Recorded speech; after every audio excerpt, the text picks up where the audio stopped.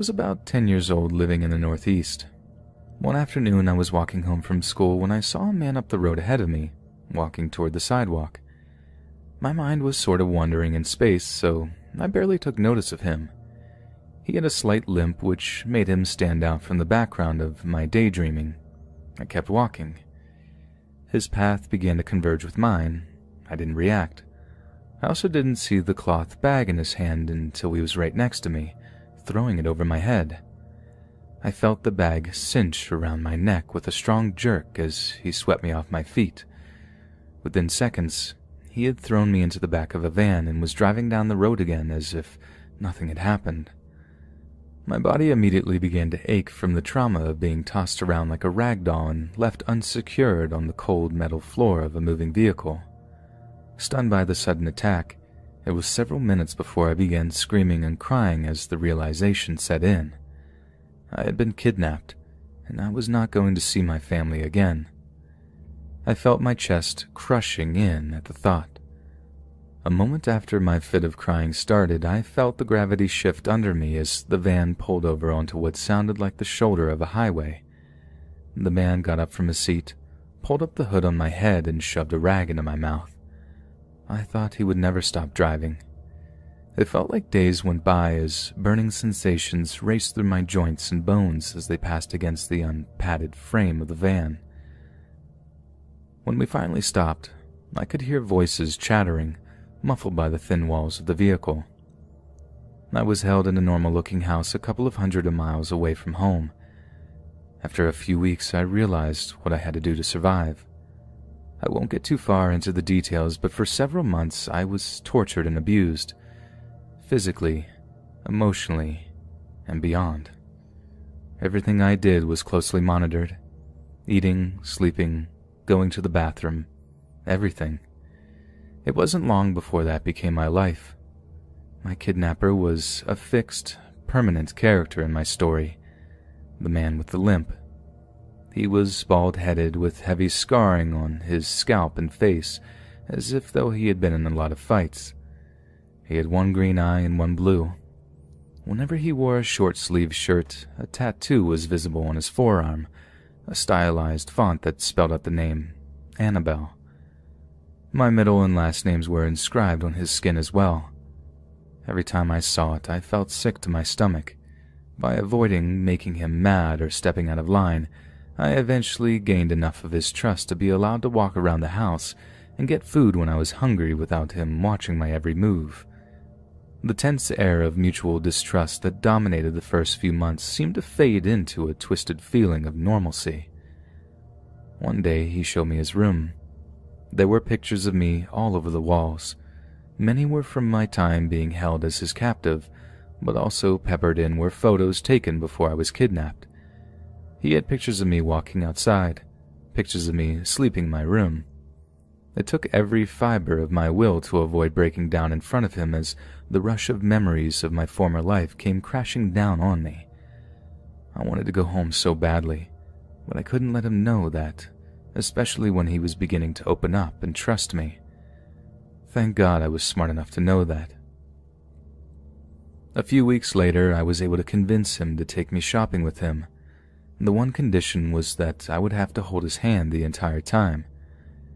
While we were out, he had to go to the bathroom. He had made me promise to stay put while he went in. As soon as he was out of sight, I ran, frantically searching the aisles of the grocery store. I grabbed the first person I could and told her that I had been kidnapped, begging for her to call the police. The police arrived very quickly and were able to arrest him. I told them my address and they eventually had someone take me home. The officers that drove me home told me that the man's name was Brian. I had told them that I had never seen him before the day he took me away. Little did I know, he had been watching me for 2 years.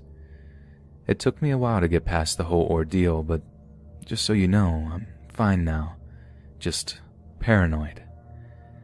Now, about the story that I originally wanted to tell you, it's directly related to all of this. About a year or so had passed since I was returned home. I was 12, back in my routine life out in the country where my parents lived. My best friend Beth was staying with us due to some family issues, so she and I walked everywhere together. I was usually barefoot, keeping a sharp eye out for snakes or broken glass along the dirt roads. One day my mom let us walk to the nearest gas station to get ice and pop for a cookout we were planning. Mind you, the station was only about 50 yards away from my house, so it was basically within earshot of my backyard. When we got close to the store, Beth grabbed my hand and whispered to me, "Walk faster." I figured she was just getting tired of being out in the hot sun, so I picked up the pace. We walked around the store for a few minutes, looking at ice cream and energy drinks, standard behavior for a couple of rebel kids. We got everything we needed for the barbecue, plus a couple of extra push pops for ourselves.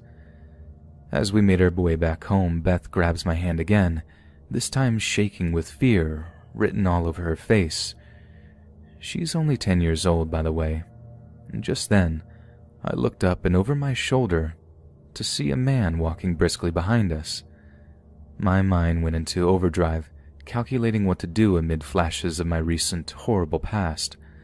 I told Beth to get my phone out and text my mom to let her know what was happening.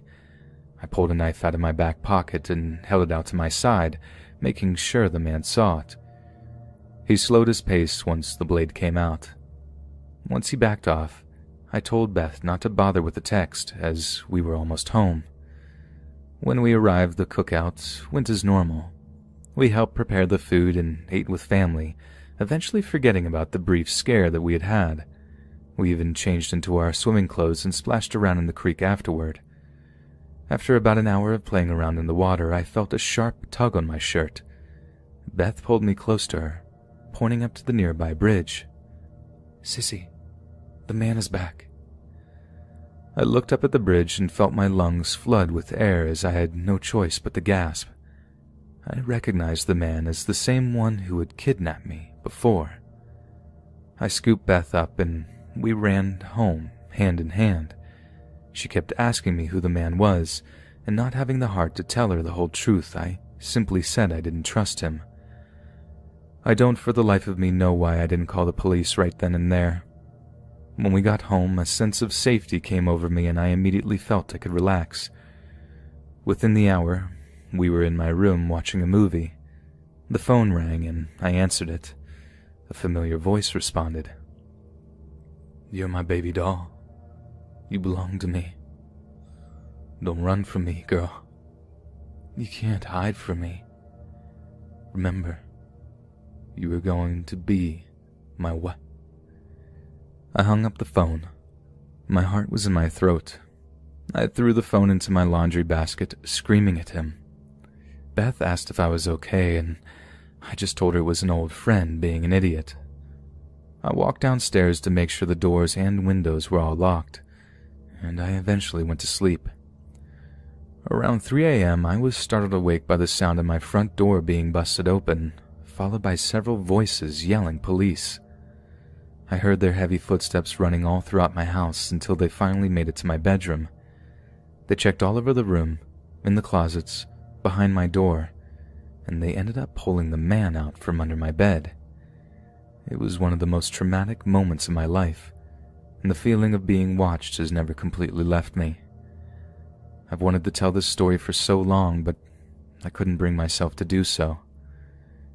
Thanks for helping me share this story. I hope this can help someone else avoid going through what happened to me.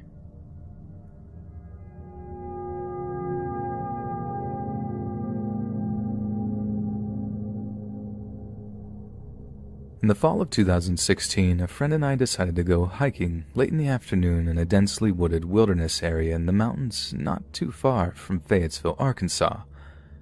My friend Rick was close to 60 at the time and recovering from a triple bypass he'd undergone around 16 months earlier.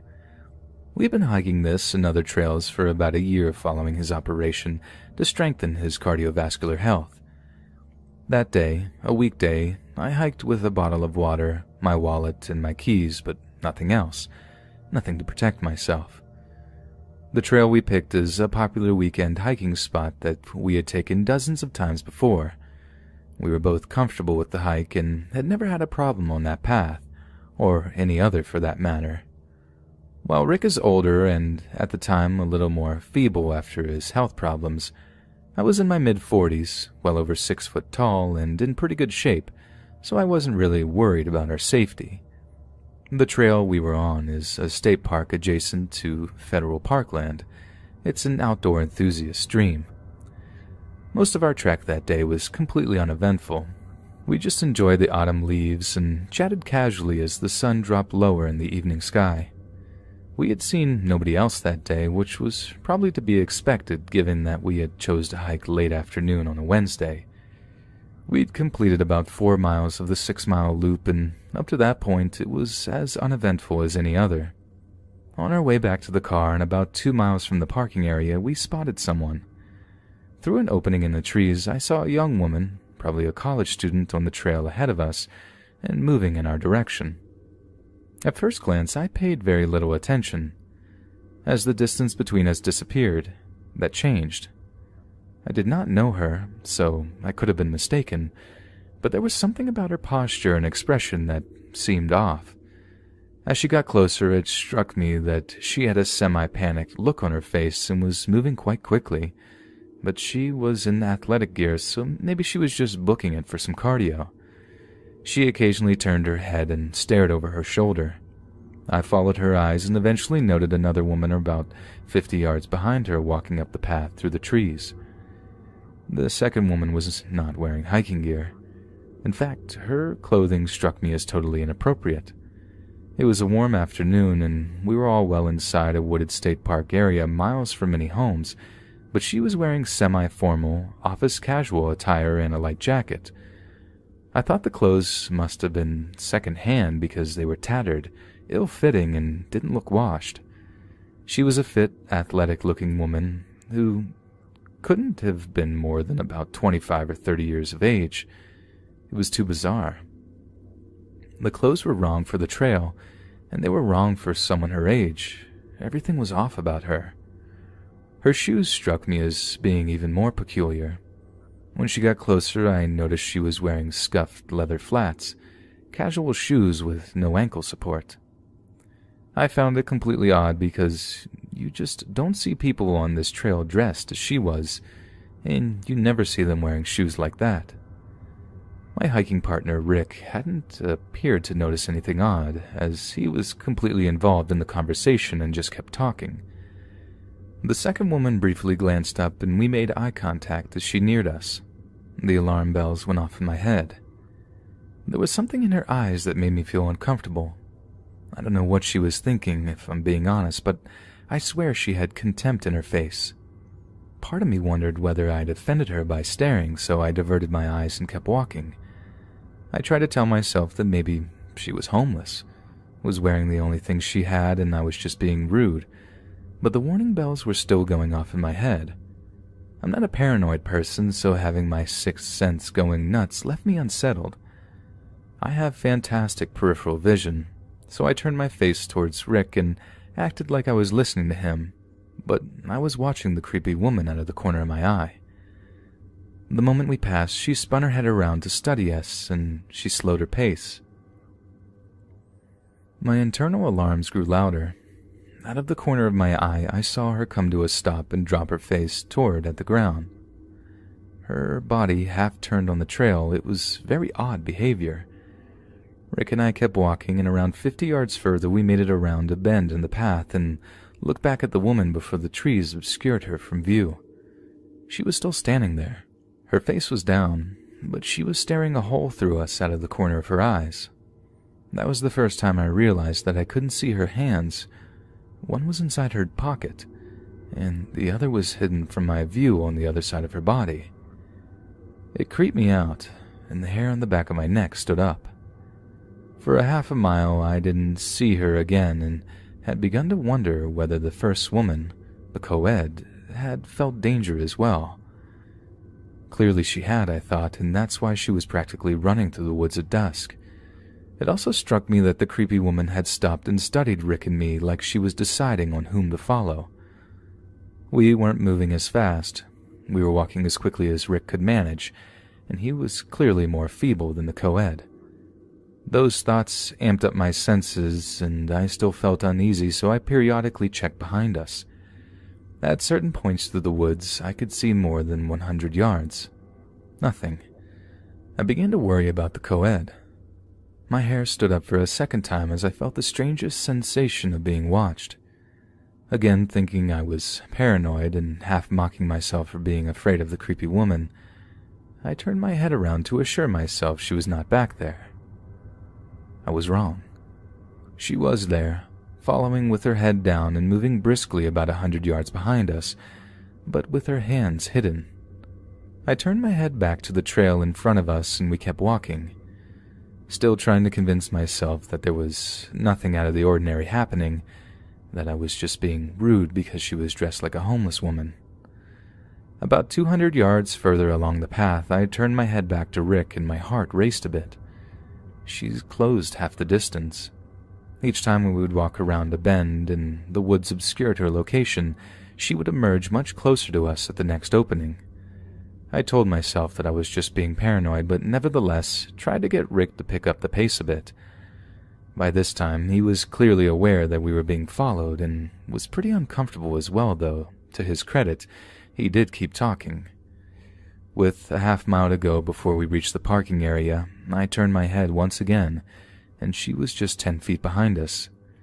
I hadn't seen or heard her get that close, and it freaked me out. I literally jumped. One of her hands was in her pocket, and the other was behind her back.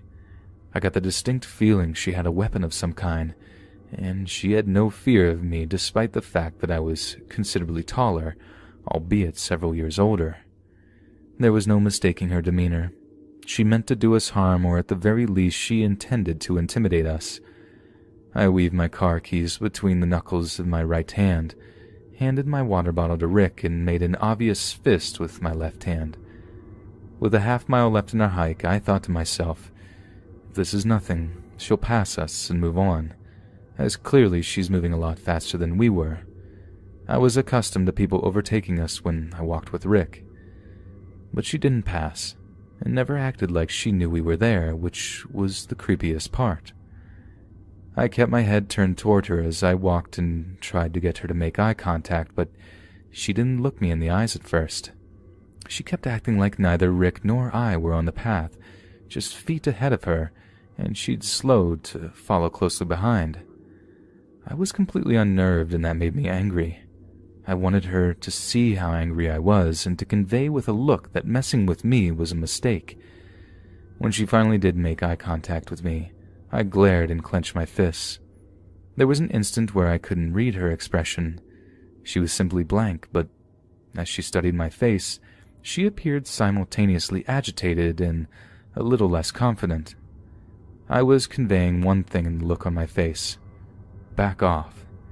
And at this point, I didn't care if it appeared rude. She apparently thought better of whatever she was doing and slowed her pace so that the distance between us grew to about 20 feet. But she was tense. I know she had a weapon of some kind, and I believe she meant to do us harm, but I also know she recognized that I was ready to fight. I was mentally preparing to charge at her if I saw a gun or a knife, as I knew Rick couldn't outrun her. I thought to myself, I just have to surprise her. I also realized that I needed to have her in front of us. A few 100 feet further, about a quarter-mile from where our car was parked, she was still stalking us, and I had had enough. I was in equal measures afraid and furious. I told Rick that we were going to stop and let her pass, loud enough for her to hear it. Just as I was getting ready to stop on the trail and make her walk in front of us, she veered into a small clearing, plowing through waist-high brush, crossed a ditch, and scurried through a line of trees to a road that ran through the woods between the main road and the parking area. I kept my eyes on her the whole time. She had a car. It was parked alongside the little service road partially hidden by shrubs, not in the parking lot. The last time we made eye contact, just before she climbed in her car, it was clear from the expression on her face that she was very angry. I glared at her, expressing my own anger, but kept walking. When her car started and she drove away, Rick got quiet before asking me, "What was she doing? Did she have a gun?" I told him I didn't know. I never saw a weapon. We walked back to our car without saying another word. Once the engine was on and the doors were shut, we chatted more about it and decided to call the authorities and report the incident, and make sure and have them check on the poor co-ed who we'd passed first. To this day, I have no idea what the creepy woman was planning to do. Rob us, harm us, scare us, I have no idea. I'm just thankful she decided better of it. I have hiked that trail more than 50 times since then, but I've never seen her again.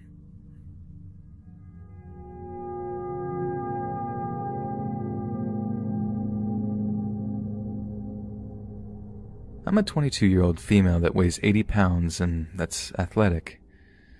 I'm quite tall and have a defect in my eyes, so one's gray and one's green. I promise that'll be relevant later. So this happened when I was 20 and it stopped when I was 21. Many things have happened to me for some reason. I guess I'm just a magnet for weirdness.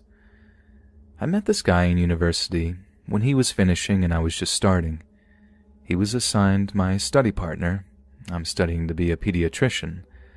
I remember that he was quite nice in the beginning, but started to get jealous whenever I spent time with my boyfriend. This was the first red flag, that whenever I went, I always kind of saw him walking some meters behind me. And then the notes started. There were really sexual notes about me and other things I'm not so sure I should share. After that, I didn't know who it was, but at the end, it was about 255 notes, all in 1 month. The last one actually had names, so I went straight to the office and reported him. I ended up with a different partner. The day that I had to tell them that I had gotten a different partner, I was kind of about to lose it and sweating bullets. The face he made was of pure anger. He started to yell racial slurs at me. I'm a quarter Latin and German. About how I was a Nazi, that I was a psycho, and he went on. And now a tip for people like me, just walk away. And that's what I did. I picked up my books and left. I found my friends and study partner and left. The only thing I cared about at that time was that he would not find where my apartment was, or he would not threaten my friends or family and relationships. I went home that day with my friend, study partner, and boyfriend, and they were scared for me. Once I got home, I saw a little red package tied up with a little bow. Of course, this had to be from him. Classic maniac-type move, sending packages.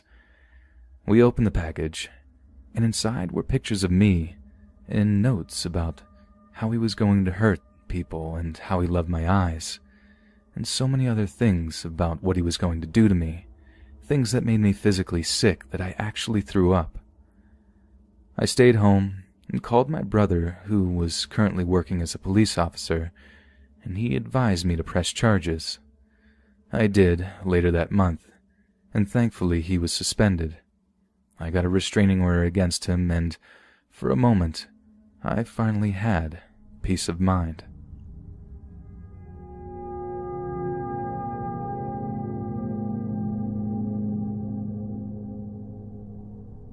I'm a 45-year-old male who lives in a small rural community in Wyoming. I believe there are only about 6,000 people that live in my community. You would never imagine in a town as small as this one that anybody would have to worry about having a stalker, or at least I didn't think so. That was until, much to my horror, I discovered I had one. Let me preface this by saying, until I became a published author back in 2013, I was just another friendly face in the crowd, so to speak. Granted, I am well known in my community because I work at the local hospital and have for many years. At the time, I was working as the training coordinator for the front office staff for our medical clinic as well as the hospital.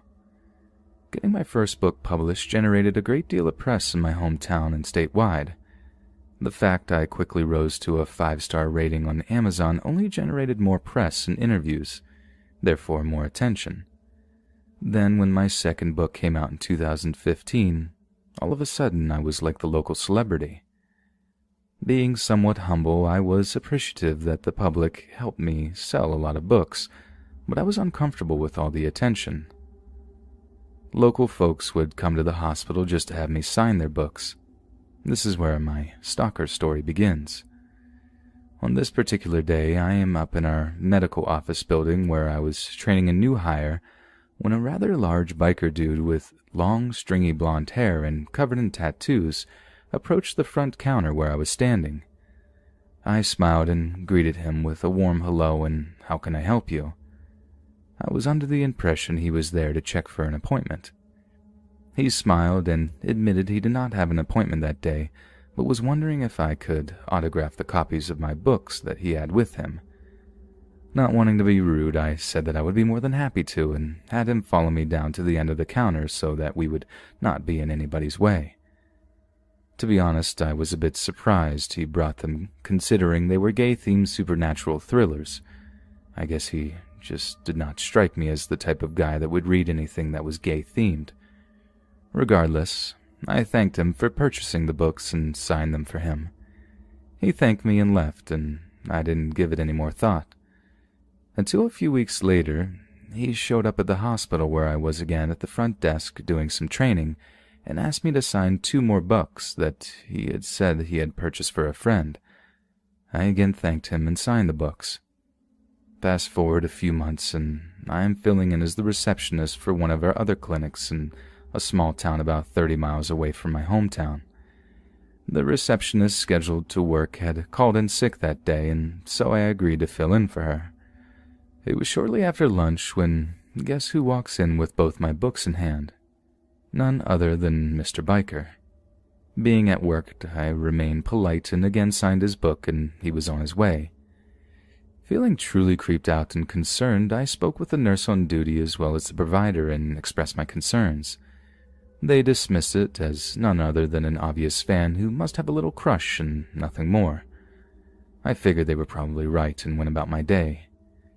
The weeks went by. I began to notice this large guy hanging out in front of my house and in the back alley behind it. He always wore a hoodie, and so I could not see who it was. I pointed this out to my husband, who reminded me that with the house up for sale, he was probably just someone who was either interested in buying it or a looky-loo. Then one day, my mother, who lives right across the alley from me, called me while I was out of town on a book tour to tell me some strange guy in a hoodie was casing my house and peering in the windows. I told her it was probably a potential buyer and not to worry about it. Fast forward a few months, I am back at the medical office building in our urgent care training another new hire when I get a call from one of the girls in central scheduling. She tells me she has a guy on the line who keeps calling, asking for me, but refuses to identify himself or why he needs to speak to me. Thinking it was a patient that had an issue of a more sensitive nature, I told her to go ahead and patch him through. Introducing myself, I asked how I could help him. I quickly discovered that he was not needing an appointment, nor did he have any medical concerns. He began telling me how he was naked and touching himself. He wanted me to know that he was thinking of me, and he began to tell me all the sick and twisted things he was going to do to me if he ever got me alone. I was thinking, oh my God, what is wrong with this guy? I was actually flipping out at this point, but somehow Stale managed to keep my voice calm and inform this idiot to never call me again, otherwise I would notify the police. Unbeknownst to the clinic manager, who was standing behind me, and asked me what was going on. I explained the phone call and what the creep had said. The manager was concerned and felt we needed to notify the police immediately.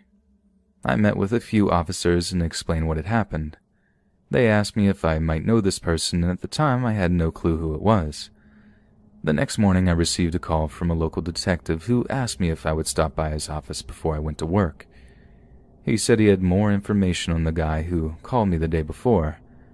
I agreed to meet him and called the clinic manager to let him know what was going on, and that I would be in as soon as I was done talking with the detective. Upon reaching his office, I was invited in, and the detective got up from his desk and shut the door. He informed me that they did a search of the number the guy called in from and came up with some rather disturbing information. He went on to explain that after learning who the guy was, the detective had done some digging, including interviewing some folks this guy associates with. What the detective told me next made all the hair on my body stand on end and sent my heart crashing to the floor. I was informed this guy had been watching or stalking me for over 6 months. Not only that, but he believes the guy had been in my house. I was shaking with fear and finding it hard to breathe. I began to pace the floor of his rather small office. I explained I don't even have a clue who this guy is or what he looks like. This is when the detective turned his computer monitor around and showed who it was. Lo and behold, it was Biker Dude. My blood ran cold and I felt like I was going to pass out. When I could collect myself, I began to explain how he had been in my yard, the front and the back. He had been sitting in front of my house on the street. I also told him I had seen him walking up and down the alley between my mother's house and mine.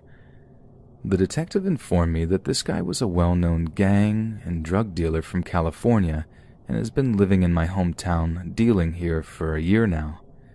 He told me I needed to make sure all my doors and windows are locked at all times and always have somebody walk me to my vehicle and to never go anywhere alone. He said this guy had been accused of threatening to hurt witnesses in previous drug offenses and that this is why he was still on the street, so to speak. Then, much to my surprise and horror, the detective asked me if I would be willing to befriend this guy and help the cops set up a drug sting operation. I was mortified and angry to say the least. I told him I needed time to absorb all of this and get back to him. My manager and the CEO of the hospital met with me when I got to work that day, and I told them everything. An organization-wide email went out with the guy's picture, along with an alert asking that the COE, clinic manager, and I be notified if the creep was spotted in any of the facilities. We are a small hospital, so to speak, so we have no security. And 2 weeks went by and things seemed to calm down. My husband and I had gone out for the evening and reminded our roommate that if he left the house, to be sure all the doors were locked. We had already made him aware of the situation. He had seen the guy sitting in front of the house on several occasions, but just shrugged it off. I need to get out of here for a bit because I felt like a trapped rat. It was a great night, and for a while I was able to forget about it all. Upon returning to the house, much to my relief, the front door was still locked. I walked through the house to the back door, and it too was locked. Our roommate was sound asleep in his room, and I breathed a sigh of relief and made my way to the bedroom. As I walked into the room, I noticed my husband was reading something, and he was white as a sheet. I asked him what was wrong, and he handed me the sheet of paper saying that this was under your pillow. Then he got up and began looking into the closets and under the bed. He then went through my entire house while I read on in horror. The letter said, "Hello, sexy. Nice house. I love the smell of your pillow. I hope you don't mind, but I borrowed a few of your sexy things. I will return them when I have added my own scent to them. Don't bother contacting the police. I know when your mother is alone. I know your roommate's schedule as well as your husband's. By the way, your roommate is a very sound sleeper. I'll be seeing you soon." I called the police, but they said that there was nothing they could do since he was no longer in the house and I could not prove it was him because he never signed the note. I was pooping bricks because I could still not figure out how he had gotten in. Another few weeks go by and I begin to realize I am seeing him everywhere. At the grocery store, the pharmacy, I mean everywhere. He was always there lurking in the distance. It had gotten to the point I was now on medications to help me sleep and antidepressants because I felt like I was losing my mind. I couldn't function because the cops kept saying they could do nothing about it unless he harmed me or was caught in my home. Sitting in front of it for hours on end or in the alley apparently is not illegal, and this went on for over a year. Where I work a professional job, I maintain my bubbly outward appearance in public, but hid like a timid little mouse behind locked doors at night, too afraid to leave my house. One night about 6 months ago, my husband and I awoke to lights flashing and people hollering outside. It sounded like they were right outside on the front lawn. Peeking through the drapes, I discovered that they were indeed right outside. They had some guy on the ground ordering him not to move. The fire department was there putting out a large 15-gallon gas can that had been lit on fire and placed on my front step. We threw on our robes and rushed outside, where we were met by several police officers. They had the biker guy on the ground in cuffs. One of the officers informed me of the neighbors across the street reporting a suspicious character lurking in my front yard, and they were carrying what appeared to be a rather large gas can. The officer also pointed out that all the tires in my car had been slashed. He went on to explain that the biker dude had placed the gas can on my front step and lit it on fire. My heart was pounding so hard in my chest I thought I was going to literally die of a massive coronary right there. I lost it and broke down sobbing. My husband, on the other hand, blew up. He was beyond angry. I was too, but I was too overwhelmed with the fact that had our neighbors not been up and called the police, we could have been killed. Biker dude is now behind bars, but was only sentenced to 2 years on a plea deal. The scariest thing about that is the police nor the state is required to notify me in the event this creep is released.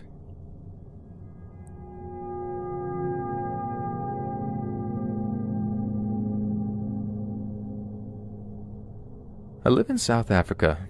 Now, this happened about a year ago. I was living across our mall in a complex with my then boyfriend.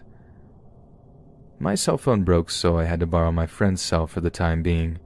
I could not go on Facebook or anything other than WhatsApp, but every now and then I'll get a notification from Facebook that someone has commented on a photo. Not innocent comments at all. Things like, "You're so pretty, can I have your number?" and "I'm in your church, can we get together sometime?" He even commented on how he sees I ride bike to work and he loves to hear me singing as I go to work. I told my then boyfriend to please do something about it, as he works in security and will be able to stop this, but he said I should just ignore it and he'll stop. He didn't. Time passes and I left my ex and lived alone. And that's when the real stuff started. The stalker started to comment that he sees I'm single and would like to have my number to get to know me better, and he'll like to take me to work. When I didn't answer him, he phoned my work and asked to talk to me.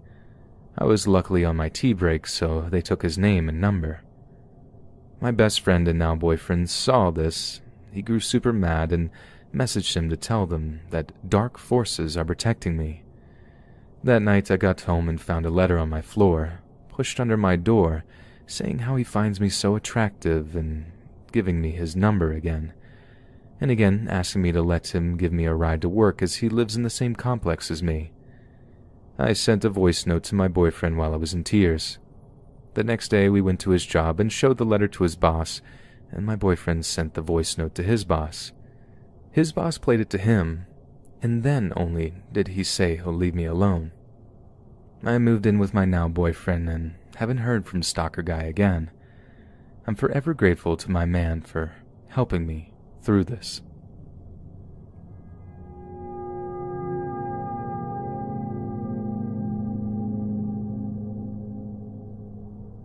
I'm 19 now, and this took place when I was 11 or 12 years of age. I've lived in Florida my entire life, born and raised here, and for the most part, the people are lovely here. That is, as long as it's still daylight. The night crowd is far less hospitable, and unfortunately, that is what my story is about. It was around 7 at night when my friends asked if I wanted to go fishing. Excited, I was like, sure. It sounded like a great time, night fishing with my buddies. My mother let me go, and I was excited to fish this pond near some apartments we lived at. This decision, however, was a mistake. After getting our gear into a smallish red wagon, we set off across the street to go on our nighttime adventure. We made jokes and cracks about gators in the pond, and the fishing itself was a blast. The part where it stops being so great was on the way back home when we took a long way home. Why would we do this? We were kids and friends. If you know one thing about friends as kids, you always want to hang out as long as possible, and you'll use any excuse to do it. The sun had already set, and I was walking slightly ahead of my friend. I'll call him Chris and Tommy.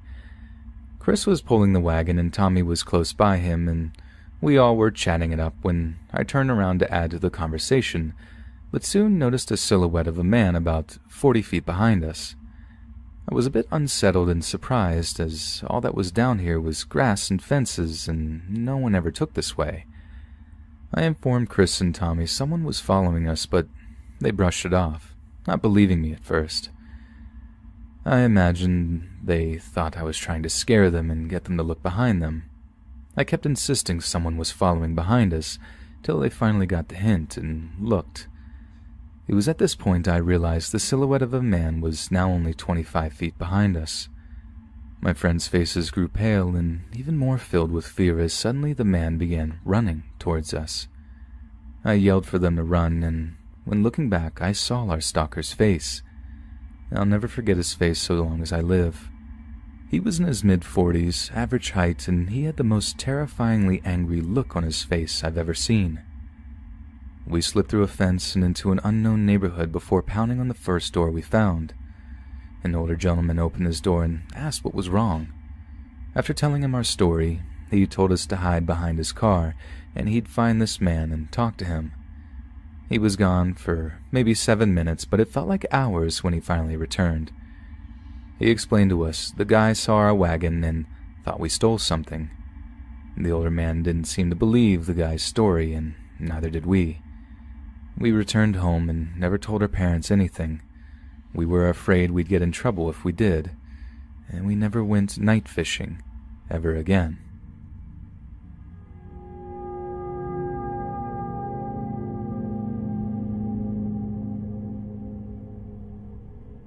The story begins when I was pretty young. Living in the home state of Mississippi, I was riding with my mother after we had just dropped my 2 brothers off at my grandmother's house.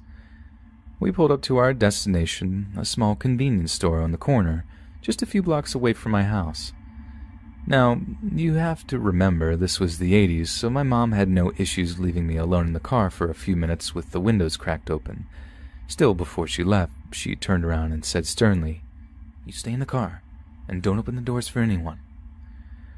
When she started making her way towards the store, I heard someone call out her name. She looked over by the entrance where an old man I'd never seen before came up to greet her. My mom looked cheerful as she said hello and began chatting with the man. As they spoke, he looked over at me, a warm smile on his face. He seemed like a nice man, no signs of bad intentions, and my mom seemed to like him, so I smiled back. After a few moments, my mom walked into the store to get some groceries. The old man watched her go in before turning back towards me. Me being a kid and seeing him talking to my mom in such a friendly way, I felt comfortable talking to him, so I rolled down the window a bit more. He started asking me the typical questions I guess you ask a kid you don't know. "How old are you, son? What's your name? What kinds of toys do you like?" I was having a perfectly fine time until the man made a complete 180-degree turn. The most haunting aspect of it, the reason why this stuck in my mind since that day, was that the only thing different was the words that came from his mouth. Everything else, his demeanor, expression, voice, stayed exactly the same friendly tone.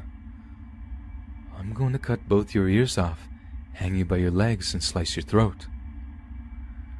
The words flowed out of his gentle, still smiling face. I was so confused because in no other way did he seem the least bit offensive or dangerous. My childlike mind struggled to process the dark turn in conversation. He rose up away from the window, turned around and calmly walked away, leaving me in a state of shock. A few minutes later, my mother emerged from the store. She saw the bewilderment on my face and asked me what happened. I couldn't explain myself, or maybe I was just too scared to say anything. I don't know. My mom broke the silence of the ride home when she mentioned that the old man was called Mr. G. She said that her family knew him when she was younger, but she was surprised to see him because he'd been missing for over 10 years. For some reason I couldn't tell her what happened, even though I wanted to. That day marked the beginning of 2 years of me being secretly terrified of going to that store. The problem was that my mom took me there pretty much every time we went to visit my grandmother. Every single time we went there, the Mr. G would show up out of nowhere as soon as my mom went into the store. A year or so later, I had managed to at least tell my brother and cousins about my creepy encounters with that old man, and unsurprisingly, no one believed me. One day, my mother was in a rush to get there and wasn't able to drop off my older brother, so he was with me. The whole time we waited in the parking lot for my mom to come out, he kept trying to scare me, saying that Mr. G was right behind me. I was on edge, constantly scanning the area outside to make sure that the old man wasn't around. The car window behind me was cracked open a little more than usual, for some reason, just enough for someone's hand to reach in. There were a bunch of people standing around near the entrance of the store, grown men, all laughing and talking amongst themselves. As I looked at them, I could see them all sort of turn away, as if they were all trying to avoid seeing something. I felt a sudden kick in my back, and I turned around to find the terrifying image my brother, gasping for air, large wrinkly hands wrapped tightly around his throat. In disbelief, my eyes shift to look out the window where I see Mr. G standing outside the car, staring down at me with the same docile, smiling expression on his face. He was muttering something in a strange language I'd never heard before. He let my brother loose and slowly walked away from the car, around the store, and disappeared into the woods out back. The group of men who were there quickly dispersed, all going their separate ways and obviously avoiding eye contact with us as we sat in the car, 2 children crying hysterically. My mom burst through the store entrance, running to the car to check on us. We were still incredibly shaken, but my brother gathered himself enough to tell her that it was Mr. G. She stared at us for a few seconds with a mix of awe and terror on her face. She told us that the old man had passed away a few days prior at the age of 87. She said she would handle it. I didn't know exactly what she meant. I wish I could say that that was the last we saw of the man, but after another year had gone by, we went to that store for the last time. That time, my mom let my brother and I come into the store instead of leaving us in the car. We were on pins and needles the entire time. After an uneventful trip, we loaded back up the car and headed off to Grandma's house. My brother and I both got chills at the same time as we pulled out of the parking lot, so we reluctantly decided to look back.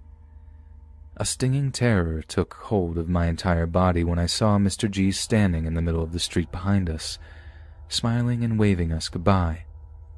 My brother and I screamed, and my mother reflexively hit the gas as hard as she could. The corner store was somehow burned down soon after that happened. I don't know who did it, if it was an accident or if anyone died. I never really spoke to my mom about the whole ordeal until I was about 16. She told me that Mr. G used to practice some dark forms of strange rituals, often making sacrifices and performing these rituals of various kinds. She never knew exactly why, but everyone used to think he was some big, scary, evil guy. She never had a personal problem with him because he was always so kind whenever she saw him, and I can't really blame her.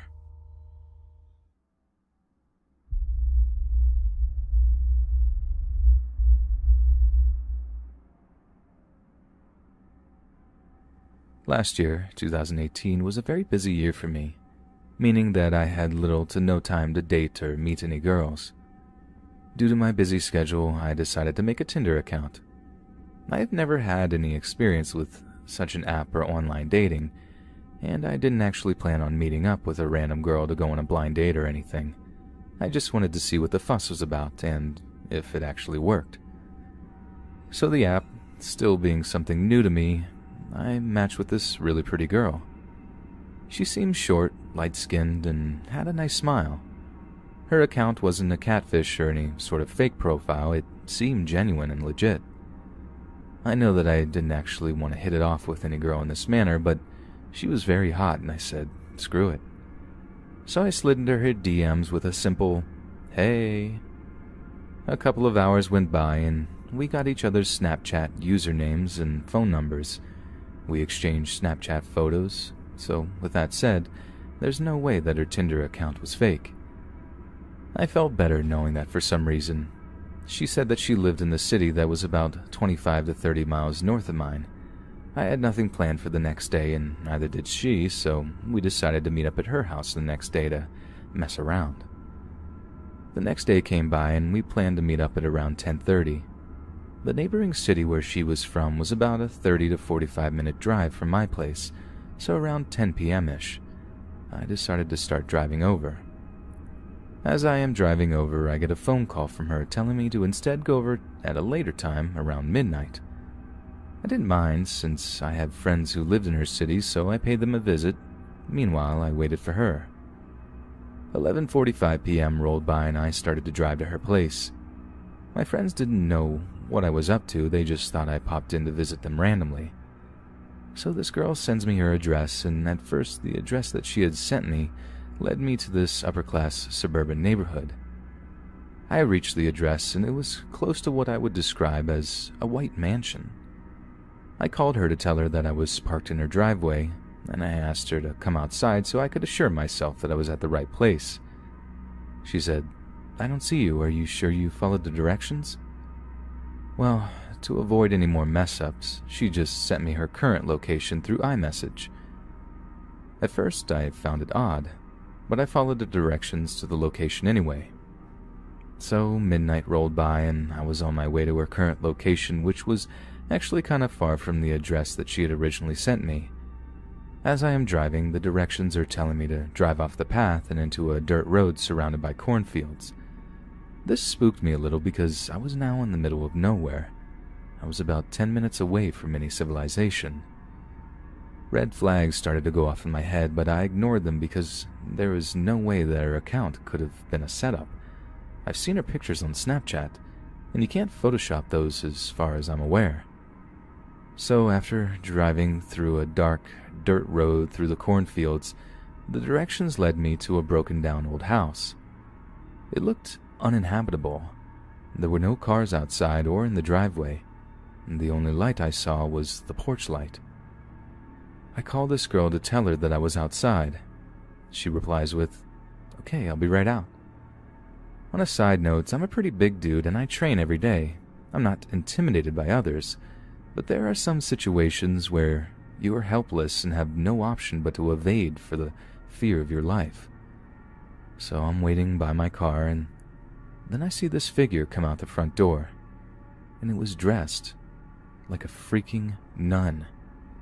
Black veil, long black dress, voodoo charms, and she's also holding a voodoo doll on her left hand. I was pretty spooked out, but I thought it was just a prank. I gave it a few seconds for the cameras to pop out, but the person just stood there. I slowly started to realize that this wasn't a prank because a few seconds later, I saw another figure in a similar black outfit peeking out of a door and starting to make a run towards me with an actual machete. I don't even bother trying to fight back because I knew I was probably going to end up gutted or skinned alive by these psychos. I immediately jump in the car and floor it out of there. I then heard a gunshot a few seconds later behind me. I'm in my car screaming prayers with tears in my eyes because I was hoping to drive away with my life.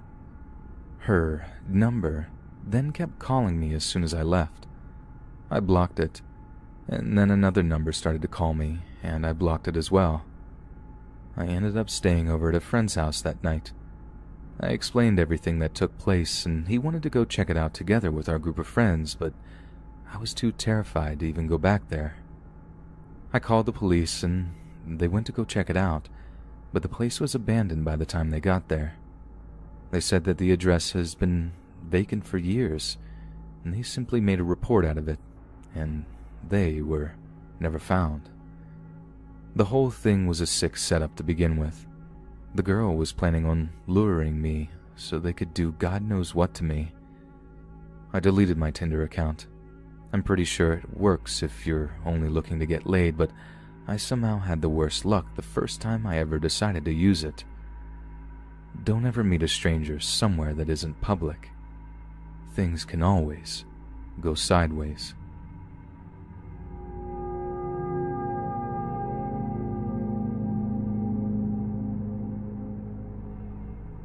Okay, this happened today and it really messed with me. I've been thinking about it all day and all evening. I took my 5-year-old son and 3-month-old daughter to the playground today to meet a friend and her daughter. It's got regular playground equipment, a huge parking lot, and a big grassy area and trees surrounding the play area. On the other side of the trees is some sort of development thing they're working on. The area the school is in is pretty rural. It's just a bunch of twisty roads and random buildings. I've never thought about it or noticed this until today. We get to the park and meet up with my friend. Another mom that we know is there with her 2 girls too. And the other people there is a dad with a little girl and a boy that looked to be somewhere between 10 to 12. So the moms are all sitting, chatting, playing with my adorable daughter, having a good time. The kids are playing together, everything is good. Eventually all the kids from our group kinda wander off through the playground doing their own thing. The seesaws are in a shady area. Next to them is a big stretch of grass, then the trees with the semi-developed area behind that. My son wants to seesaw, but nobody wants to do it with him. I get up to go help him, and the 10-ish-year-old boy comes over and says, "Hi, do you want me to play with him?" Which was a little strange that he asked me and not my son, but I said, "Sure, bud, go ahead." So he gets on the other side and starts seesawing with him. His demeanor was so strange. He didn't smile. His voice was completely flat. He didn't say a word to my son, he just seesawed with him. My son was oblivious and chatting away at him. After a few minutes, I started walking back to my bench, and I hear the boys start talking with my son. Okay, so maybe he's shy around grown-ups. I sit down and start talking to my friend, and the dad walks near us to probably go up to his car, and I say, "Hey, it was really sweet for your son to offer to play with mine," and smile at him. He looks at me and goes, "He's not my son. I don't know who he is. He walked over and asked if I wanted him to play with him, and said his daughter's name, and then just kind of followed us around until you guys got here." He sort of laughed like, "Weird, right?" and shook his head. I got a very uneasy feeling in my stomach and looked over to the seesaws. They're gone.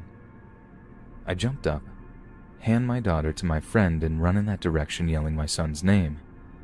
I see them walking almost to the trees. The trees are not close. I guess a football field or so away from the play area. I got this awful feeling and ran as fast as I could yelling my son's name. He turned around and started trying to walk to me, and the little boy grabs his arm and tries to pull him toward the trees. He gets upset and starts saying, "Hey, let go of me." Now, usually this is not a quality about my son that brings anything but trouble, but he does not like to be grabbed, pushed, or pulled, and he has ADHD, so when he gets frustrated, it usually comes out in aggressive ways. I was so thankful for this today. He starts punching the boy and headbutting him like a little crazy person. The boy lets go as I get to them and runs to the trees.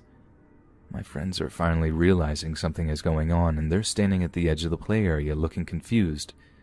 My son is crying. I'm shaking. I have no idea what just happened. I asked my son where he's going, and he said his friend wanted to take him to see Ryan from Ryan Toy Reviews. It's his favorite YouTube channel, and he talks about it nonstop. He told the boy about Ryan, and apparently the boy told him that he knew where Ryan lived, and did my son want to go visit him and play? So of course my son said yes. I don't know what the intention was. It was a kid. I don't understand why he would lie to my son, why he wanted him to go in the woods, why he was so weird. Maybe he was innocent, but honestly, I don't think it was.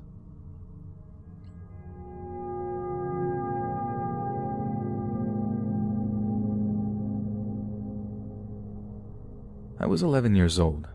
At the time, I was living in an apartment situated on a street with an ongoing construction. Needless to say, they often tapped into the electric supply and the power fluctuated quite a bit. Therefore, the street lights often served no real purpose, especially in the winters when evening dawned on us with pitch-black darkness. That is relevant, so keep it in mind. From what I remember, it was a weekend I was supposed to spend at my friend's house. For an 11-year-old me, this was an exciting prospect, having been loaded with schoolwork the entire week. I was to spend what I believed to be Friday night sleeping over and spend the entirety of Saturday at her bungalow, to return home that very evening. What made it even better was the fact that her parents had an event they could not avoid and therefore trusted us to stay alone in their 2-floor house for the entirety of the 6 hours they were gone. Back then, the idea of spending a whole night alone with my friend was great. No interference and a whole 6 hours of games and movies on their huge TV. As it turns out, my friend had other ideas. I arrived at her house just short of 8 p.m. It was already pretty dark out, and her parents had waited for me to arrive before telling us about emergency contacts, dinner, and the such. They also reminded us to get their 4-year-old Labrador inside as the weather was acting up and his kennel had a few loose panels which leaked when it rained. This is also an important fact to be noted. After they left, we watched a few cartoons, had dinner, and were chilling in her living room playing cards. That's when my friend Sid had the ingenious idea of exploring a fenced plot of land a few hundred meters down the street that she resided on. There was no construction happening in there, so what little of that area didn't have shambles was overgrown with plants and weeds. We got the dog inside, leashed it to its long chain that allowed it to roam within reason, got the keys and left the house to make the short 10-minute trip. At this point, it was about 10 p.m. In retrospect, this is where we still had a chance to avoid this particular encounter, but being the curious and daring 11-year-olds that we were, we ventured anyways. Rather uneventfully, we arrived and set to climbing over the 2-meter wall. Luckily for us, the wall was broken enough in places to make good holds to carry us over. Once inside, Sid suggested that we sit a few meters away from each other for as long as we could till one of us was too scared to do so. We faced each other and walked backwards till there was just enough light to see the general silhouette of the other. After what seemed to be like a good 10 minutes, I saw Sid's hunched form rise and start to walk toward me. She seemed to be walking rather fast and in a haphazard manner, jumping over rocks in such a daring pace, even getting cut by some thorns in the process. She came up to me, and just as I was about to laugh and call her out on being scared, she told me to get up because she needed to go feed Shaggy. I remember being really confused because her parents had already filled his bowl with food, and he had this water thing which he could operate in case he was thirsty, but I saw her face, and let me just say I've never seen her this pale. She looks like she had just seen a ghost. So without asking questions, I said okay, and we made our way back over the wall, albeit in a tense manner and rather quickly.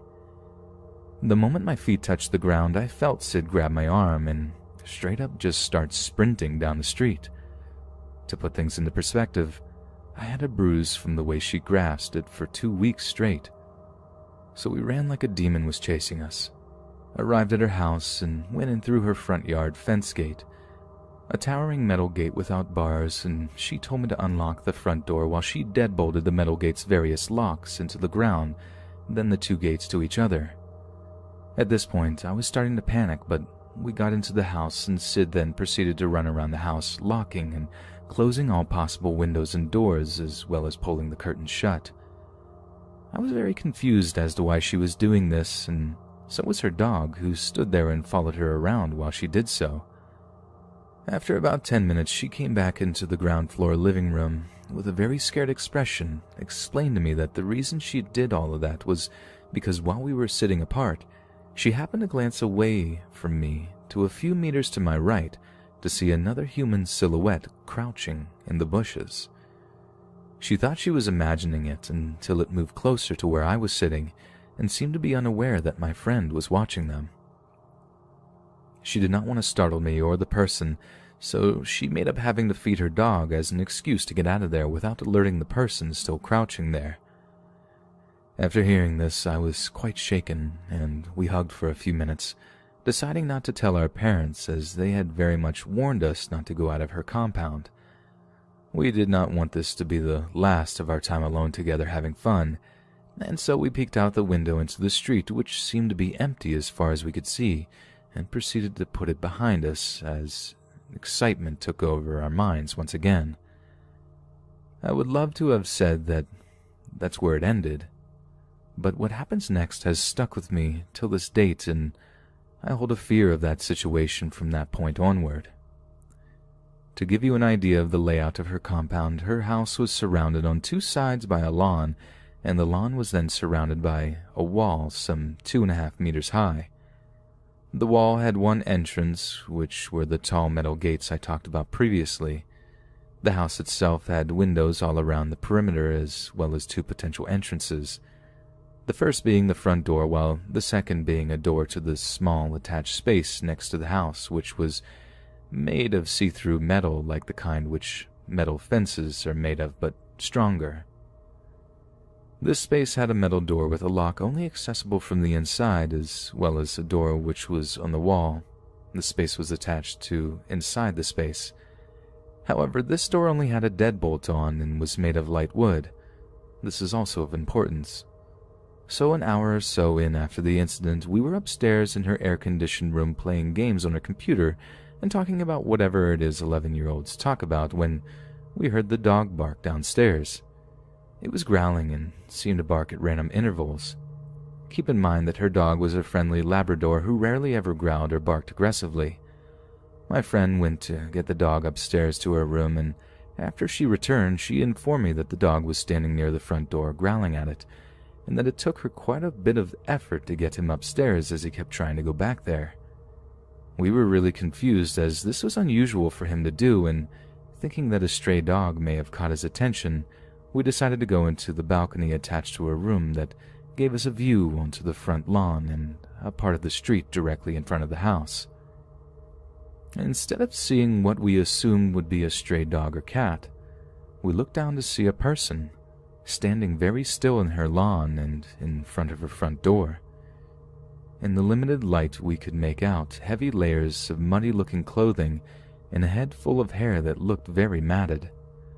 The dog was with us in the balcony and was whining to be let outside. We crouched in her balcony, and right as we were about to discuss what we should do, we heard what sounded like the front door rattling as if someone was trying to open it with the handle. We creeped back downstairs only to realize that this person had now moved on to the window next to the door and was trying to open that. The realization hit that he was trying to find an entrance into the house by going around the perimeter. Just as we were about to creep back upstairs, my friend grabbed me again and, in a hushed tone, told me that she had forgotten to lock the attached space door in her hurry before. We both looked at each other and paled as we realized that it would gain the intruder easy access into the house as the inner door had nothing but a deadbolt. At this point, we heard the windows rattling behind the house, nearly 3/4 of the way back to the front again. The attached space door was a few meters away from the front door, and we were lucky that he had chosen to go around the other side. She told me to wait by the inner door with the dog while she went outside and bolted the metal door. She then informed me to close the door as soon as she returned, and that if she was caught, to let the dog outside and to close the inner door as discreetly as possible as to not to give myself away. We were both terrified, and since we had no time to argue about it, I stood guard at the inner door while she went to the outer door, fumbled with the lock, and returned inside, practically running as quietly as she could. We closed the inner door, and just then we heard the outer door rattle harshly. Had she not gone there and then, there was a big chance that we would have no choice but to hide in her house had he found his way in. After he tried opening all the doors and windows, which took a while as he was doing it quite intently and forcefully, we found our way back upstairs and went back into her balcony to see if he had gone away, as we had stood still near the foot of her stairs for a while listening for any further activity. As we looked down, we saw him once again standing in her front lawn. However, this time, we could see his head was tilted back, and it felt like he was looking right at us. However, we knew that it was far too dark for him to be able to spot us, as along with closing all the windows and such, we had proceeded to kill the lights in her room as well as draw the curtains as to not let her little bedside lamp light escape the blinds. He then started giggling in the quiet of the night and proceeded to go down on all fours, crawling around the lawn in front of the house while his laughter grew. In retrospect, we should have called the authorities at this point, but being the terrified 11-year-olds we were, we did not want to get into trouble for not being able to follow simple instructions. He did this for nearly half an hour, only to stand up once again facing the street and then climbing on top of the kennel in the corner, up onto the top of the wall and jumping down. We still stood in her balcony waiting to see if he would return, but an hour or so passed where he didn't, and that was the last time we saw of him the entirety of the night till at around 2 a.m. when her parents returned. The next morning we were very confused as to why all the doors and windows were closed on such a pleasant night, and why there was mud on the front doorknob. We said we just wanted to play in the dark inside the house, lying about the actuality of the situation. And to this day, I do not think the man has been caught.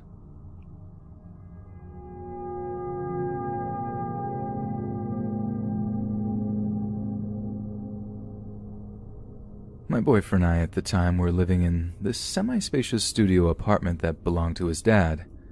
We just moved back from England and needed somewhere to stay while looked for a new place. It was newly renovated and we had to be out of there pretty quickly because his dad wanted to start renting it out. There was no way we were able to afford the full rent for this place, so we just gave him what we could spare, and I guess his dad wasn't all too hot on the idea of his son and girlfriend, 18 to 21 at the time, living there, being as young and stupid as we were together.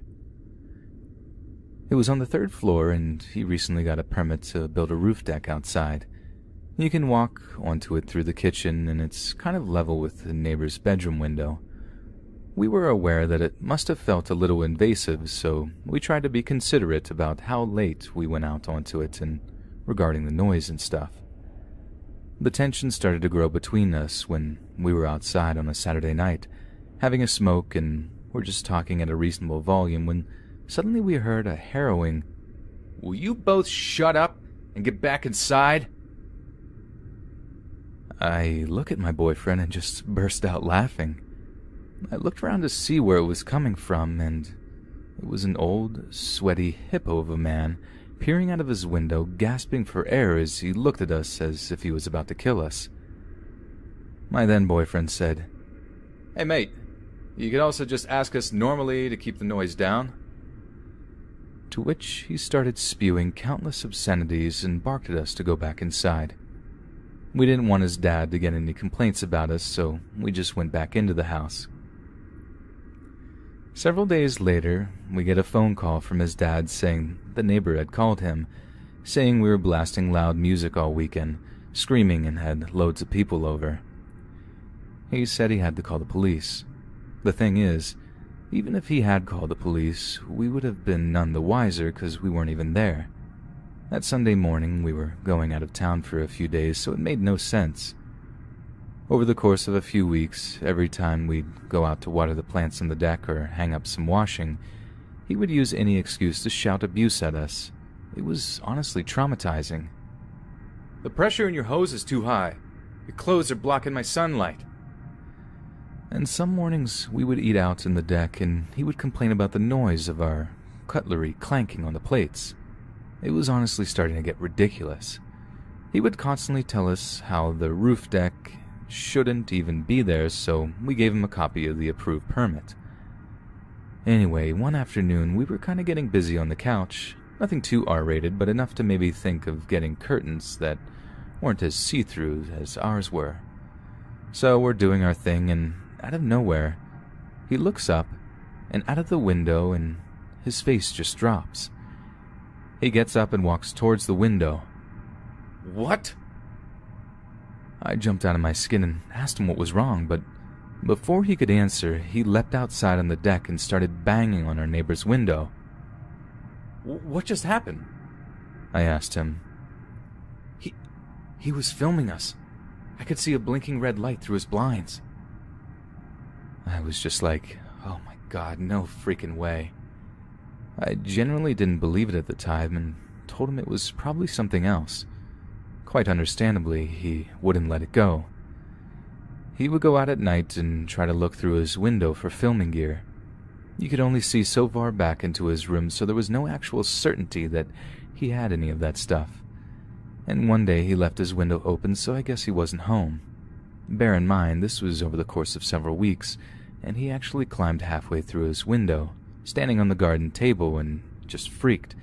At the end of the room, there was just this wall of videotapes with all these dates and names written on them, and loads of heavy-duty camera equipment at the end of his bed.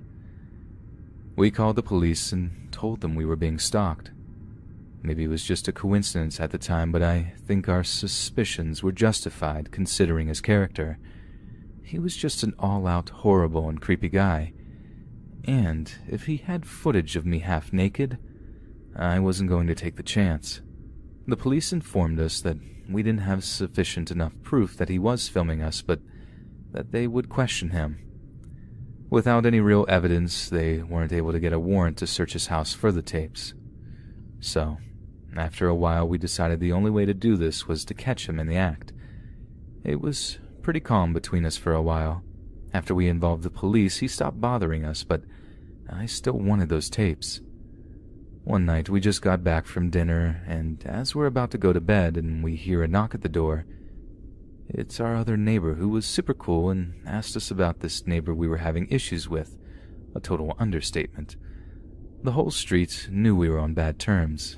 Everyone usually kept to themselves, but they all hated this guy.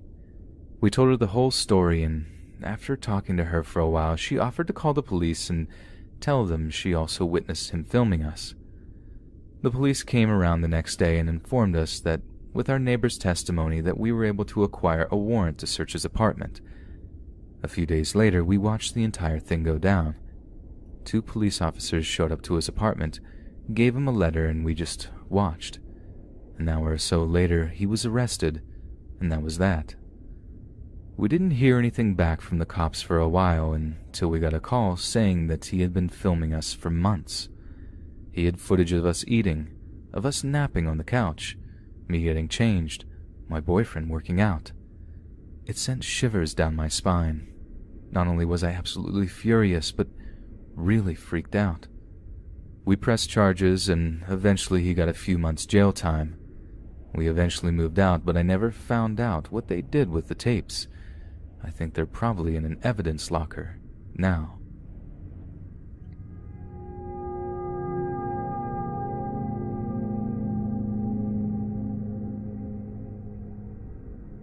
I'm a 28-year-old female living in Scotland.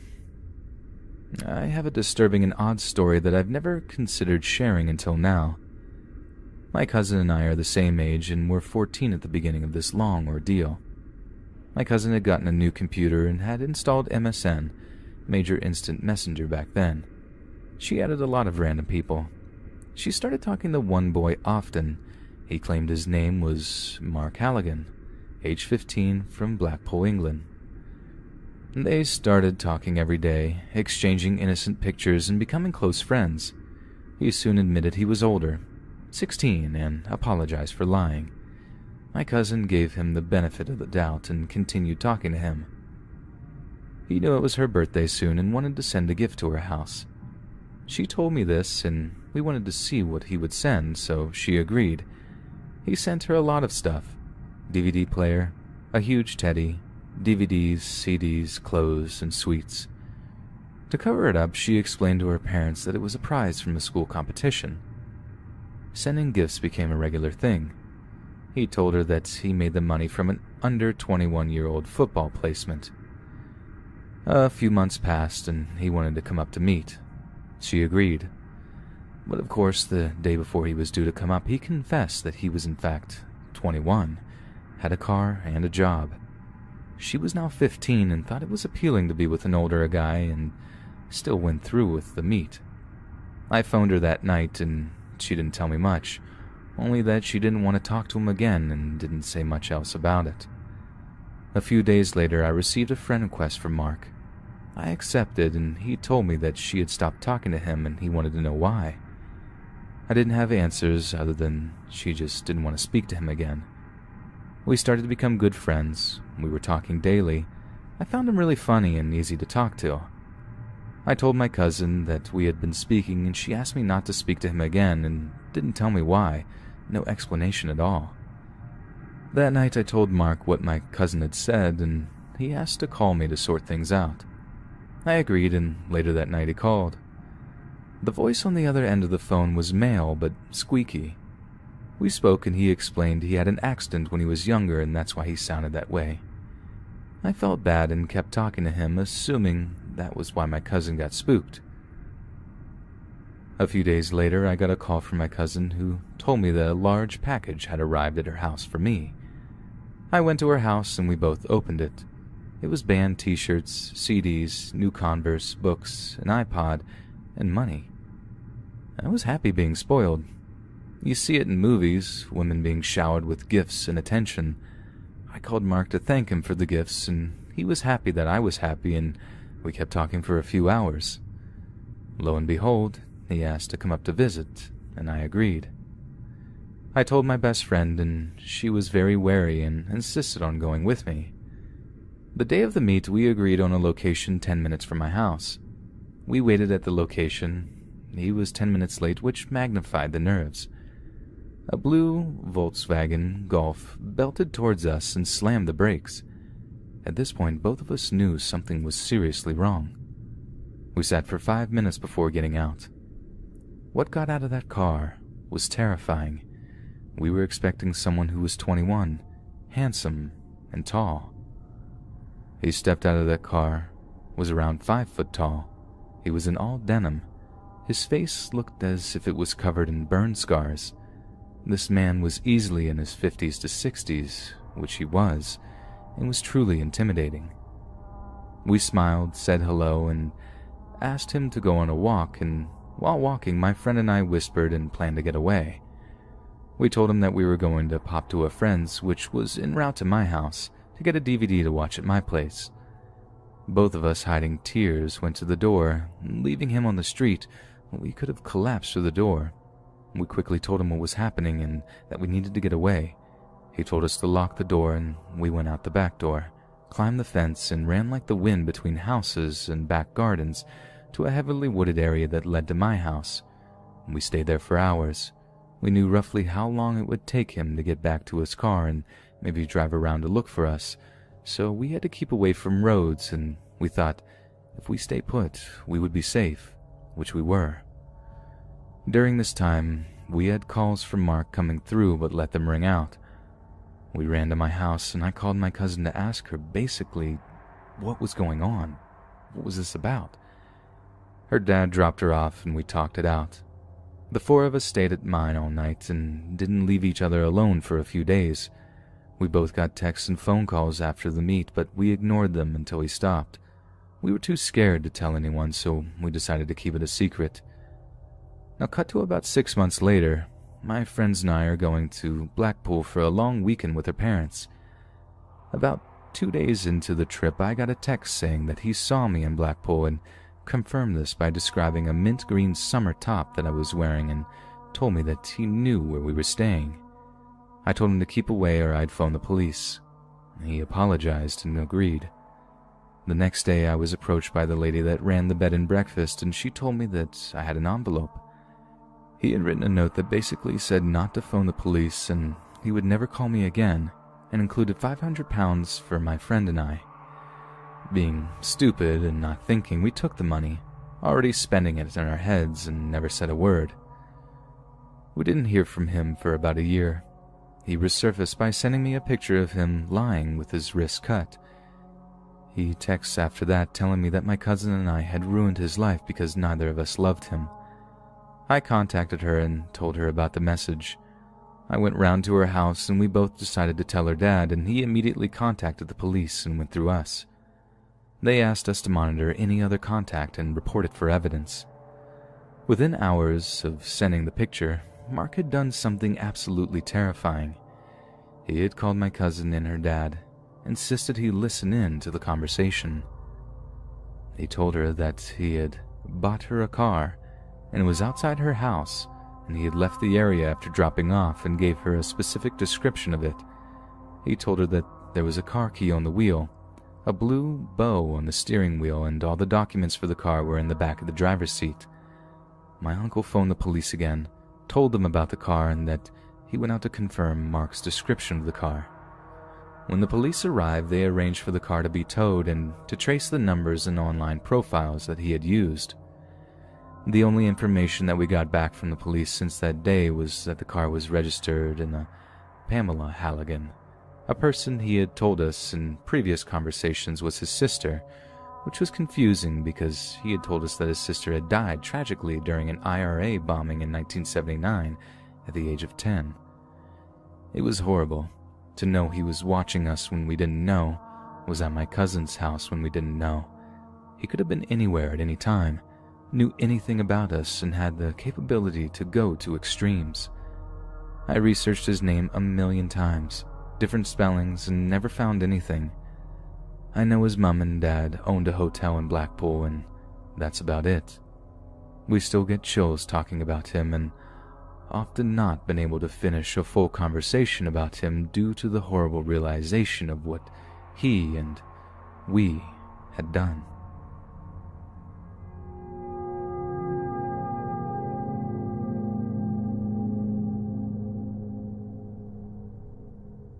My wife and I live in a somewhat medium-quality apartment complex in a fairly well-off city.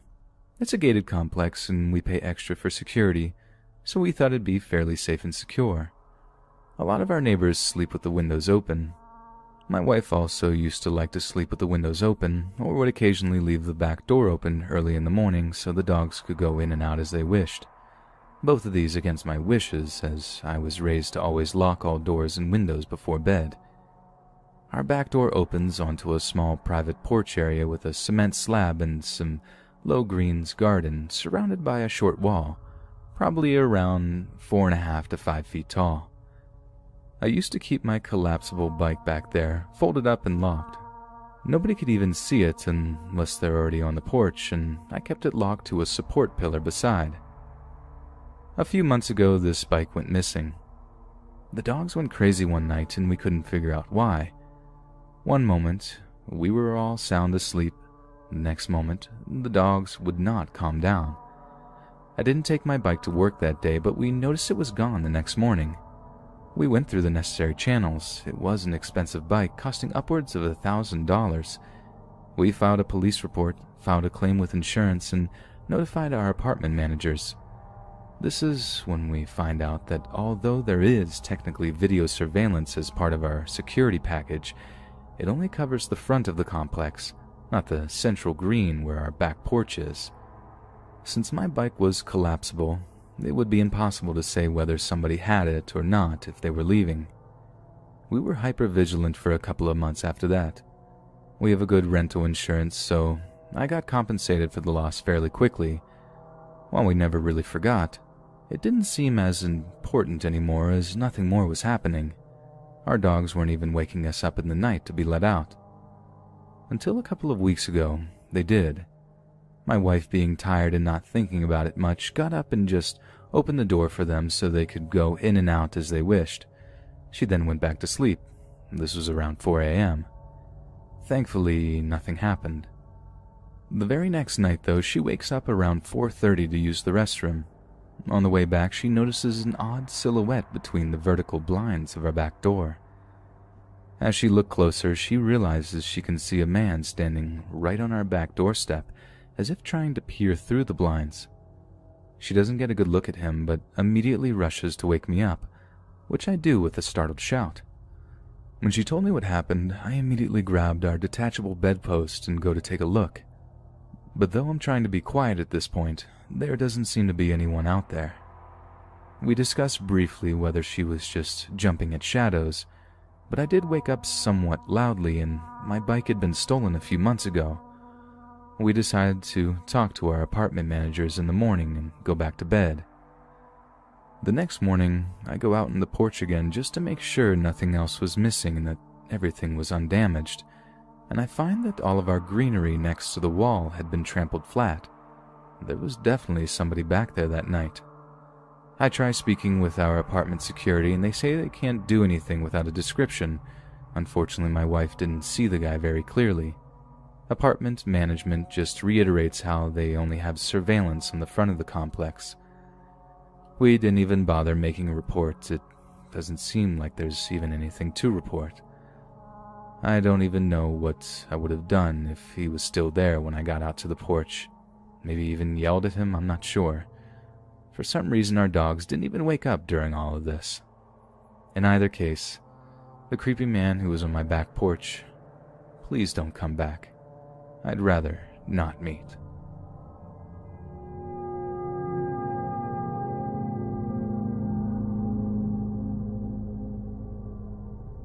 Freshman year, I started a video club that was basically centered around creating and discussing original content for YouTube videos. Since I established it, I was naturally president, and my friend Pete was vice president because he knew a lot about making videos.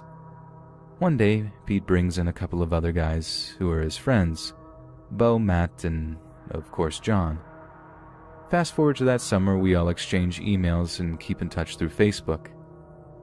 Later the same week, I got a message from both Pete and Matt, at the same time asking if I was at all interested in John romantically.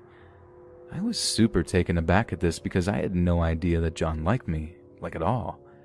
He was always shy and hardly ever started a conversation with me. I said I wasn't allowed to date yet, so it didn't matter. Flash forward to November of my sophomore year. John had asked me to both homecoming and snowball, a winter formal. I had turned him down both times gently. Things started getting weird when he would show up to the classes that I would be in, like he would walk in. This happened most often during English and Latin because he knew both of the teachers well and they let him sit in. He would sit next to me and try to talk to me.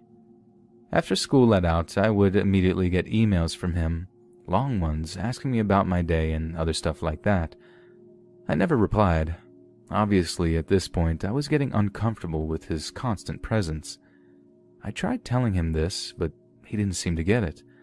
Not knowing what else to do, I started trying to distance myself from him. It got to the point where he was outside every single one of my classes after they ended so that he could talk to me. I had friends escort me to and from classes to sweep me away from him. Then, the day before winter break, John gave me a note. I didn't think anything of it. I shoved it in my backpack without thinking. I read it later at rehearsal, at theater. Nothing could have prepared me for what it contained. It went a bit like this. I hate you. I do not say these words lightly. If you hated me, you could have just told me. I wasted my friendship on you. I thought you were beautiful and smart, but you're just an idiot. A dumb idiot that makes me feel worthless. And that makes me want to die. You're the reason why I want to end myself. If I do so, know that it will be your fault. I'm more depressed than I have been in years because of you. What is your problem? Unfortunately, this wouldn't be the first or worst hate note he sent me. The others came after I got my first boyfriend, after I kissed a boy in front of him, and when I got him kicked out of English class that I was in where he would visit me. Even after all this ugliness, he asked me to senior prom. The audacity. Things only got worse from there. He manipulated mutual friends into thinking I was the bad guy. He started talking all this stuff about me behind my back, and I caught him doing it twice. And like the coward he is, he immediately shrank from me when I caught him. Those mutual friends try to explain that John doesn't get social cues and that he's socially awkward and that I should just let it go. And like an idiot, I did. I didn't report him to any teachers. Everything came to a head the last day of May that year. It was the official last day for seniors. I walked into the pre-class hangout room. It was our theater's director classroom, and everyone said their good mornings there. John was there, and given everything that had happened, I decided to ignore him. When he saw me come in, he made a beeline for me. The room was crowded, so I wasn't able to physically avoid him. He shoved me into the wall behind the door. I fell to the ground and my head smacked against the open door. I was disoriented, but I distinctly remember him saying, "Trash," before walking out of the room. I burst into tears of frustration and exhaustion. Those in my immediate vicinity saw what happened and got me to calm down. After that, word got around about how John was actually a monster. I still didn't report him, but honestly, I wish that I did. The stories featured in this video are based on true experiences from subscribers of the Mr. Extreme's YouTube channel and the Dreamercast Paranormal Podcast. If you or someone you know has a fascinating true paranormal experience you'd like to share, check out MrExtremes.com to submit your story. That's MrXDREAMS.com. Enjoy.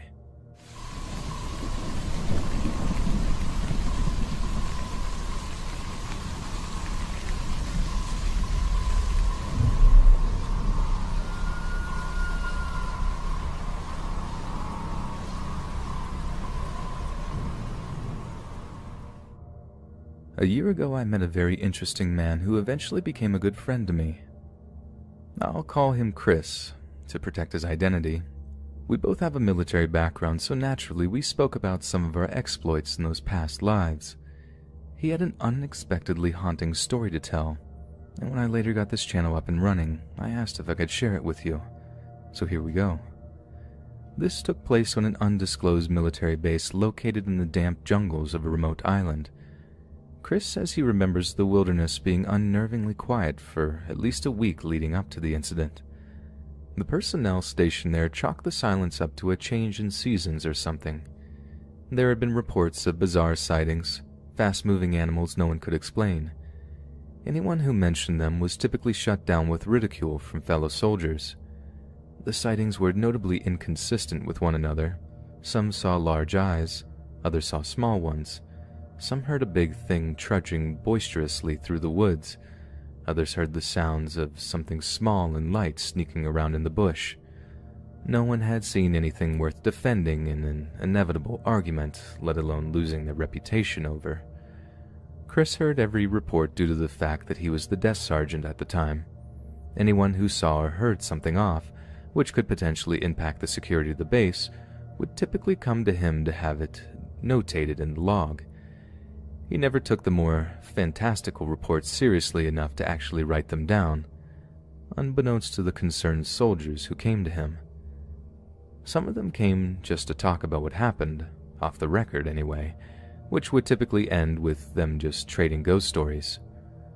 On the night in question, Chris and his team were on the far side of the island, an area which was completely uninhabited, where no human presence could be found for hundreds of miles in every direction. For that reason, the military chose that location for storing their weapons and explosives. Chris and a partner, who I'll call Barry, were conducting the nightly checks on the magazine storage areas, which lay several miles deep into the uninhabited zone. The jungle was still weirdly quiet, but it was good for them, being that their mission was to detect foreign intelligence or operatives tampering with U.S. equipment, or the occasional refugee group that was washing ashore. They were on a road that rested in the valley of two mountains, bordered by gigantic hills, thick and rocky with tall grass. As they drove along slowly with their Humvee windows down, they heard a heavy thud coming from the woods. A totally unexpected, unnatural sound emanated clearly from the tangled growth. The first thud drew attention, but was quickly followed by other noises. Barry shut off the headlights and shut off the engine so they could sneak up on whatever was out there. They knew anyone attempting to navigate the dense vegetation would have to do so carefully, taking time to avoid injury. But surprisingly, they could hear fast-paced walking, rustling through the tall grass. After a few moments, the sound began to move parallel to the road. They restarted the vehicle and started to pursue the noise. The walking continued for a while as they followed it with only their running lights before suddenly stopping. They at first thought they'd lost track of whatever it was, so they turned the headlights back on, assuming it was a deer or something, and continued a distance down the road. As Barry proceeded to turn the high beams on, both men noticed something in the distance, approximately 30 yards ahead. A humanoid creature jumping into the road and then into the brush on the other side. It was gray, over 2 meters tall with a small oval head. Its movements were too swift for its size. The best way he could describe its leaping motion was like that of an impossibly nimble frog. Seeing the creature instantly gave Chris the feeling of being punched in the stomach. His heart sank so rapidly and adrenaline kicked in so fast that he began to feel nauseous, on the verge of vomiting. He laments the fact that neither of them had the will to chase after the creature, but that the feeling of being at such a disadvantage was absolutely petrifying. The idea that they were stalking it raised the question, were they hunting or being hunted themselves? Whatever it was, the monster definitely had the tactical advantage of position and mobility. Chris and Barry turned their truck around and sped off into the night. The woods remained silent for at least another week, returning to the normal droning sounds of the local wildlife.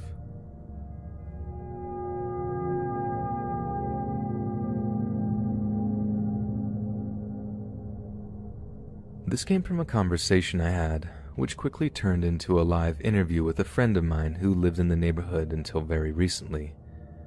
His name was Gabriel, so today I thought I would try telling you the story rather than reading it from the perspective of the person who lived it.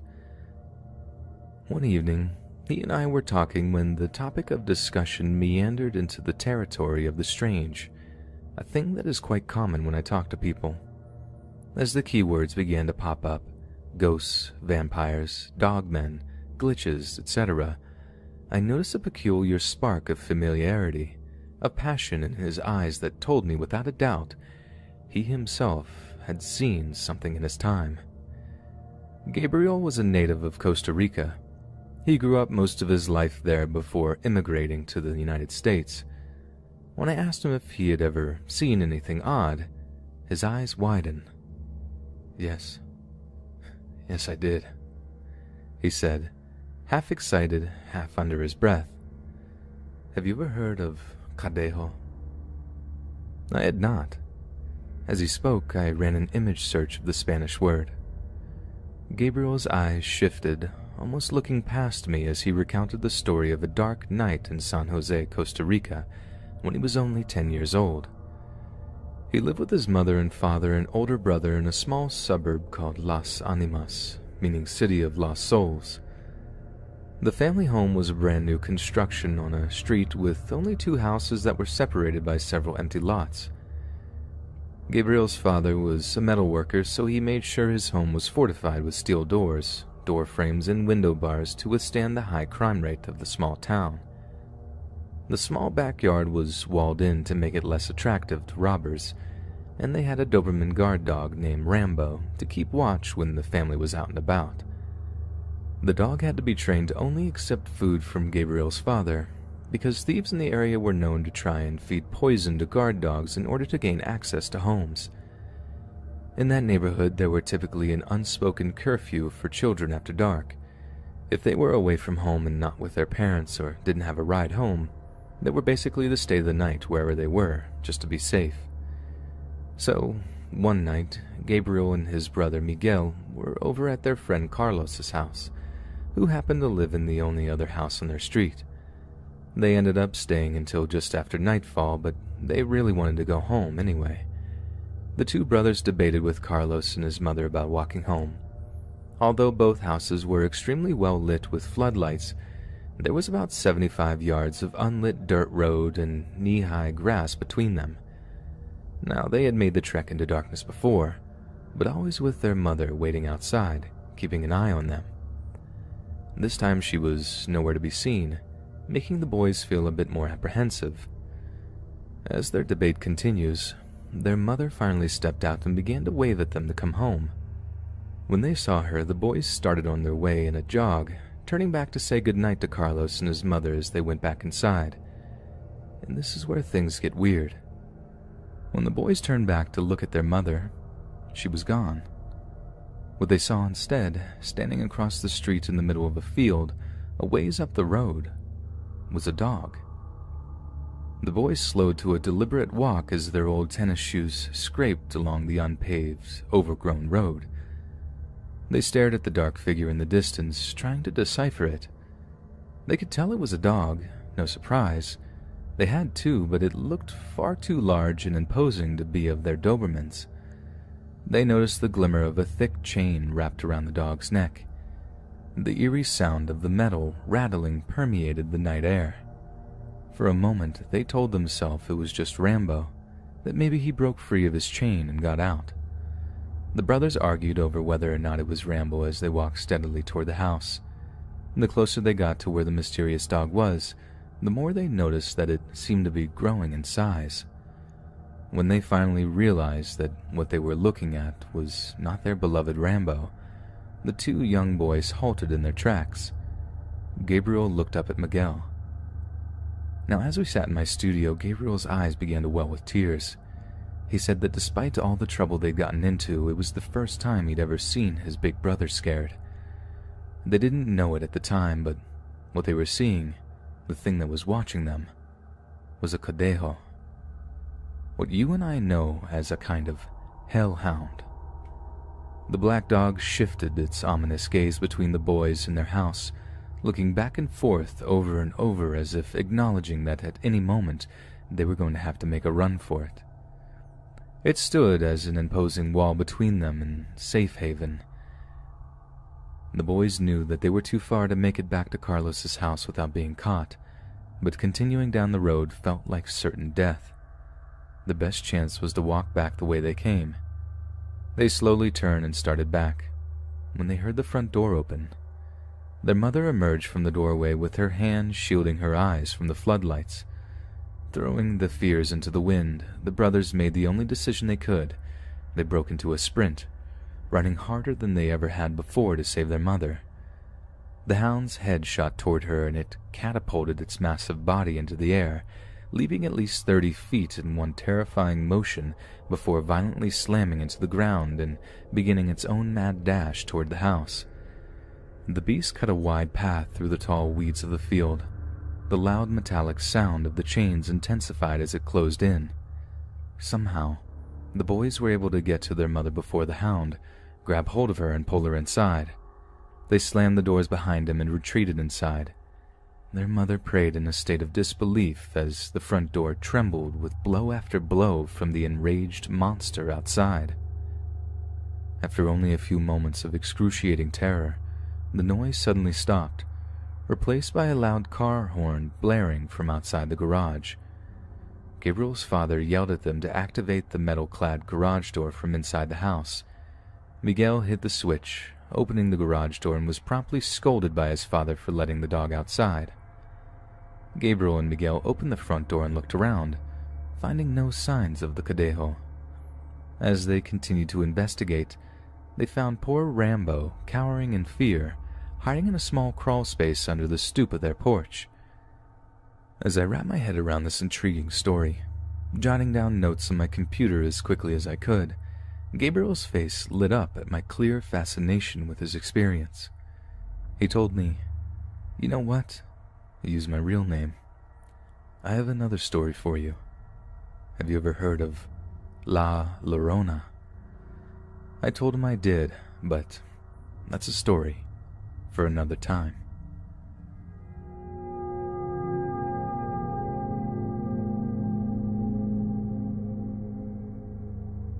My name is Lou. First off, I love your channel.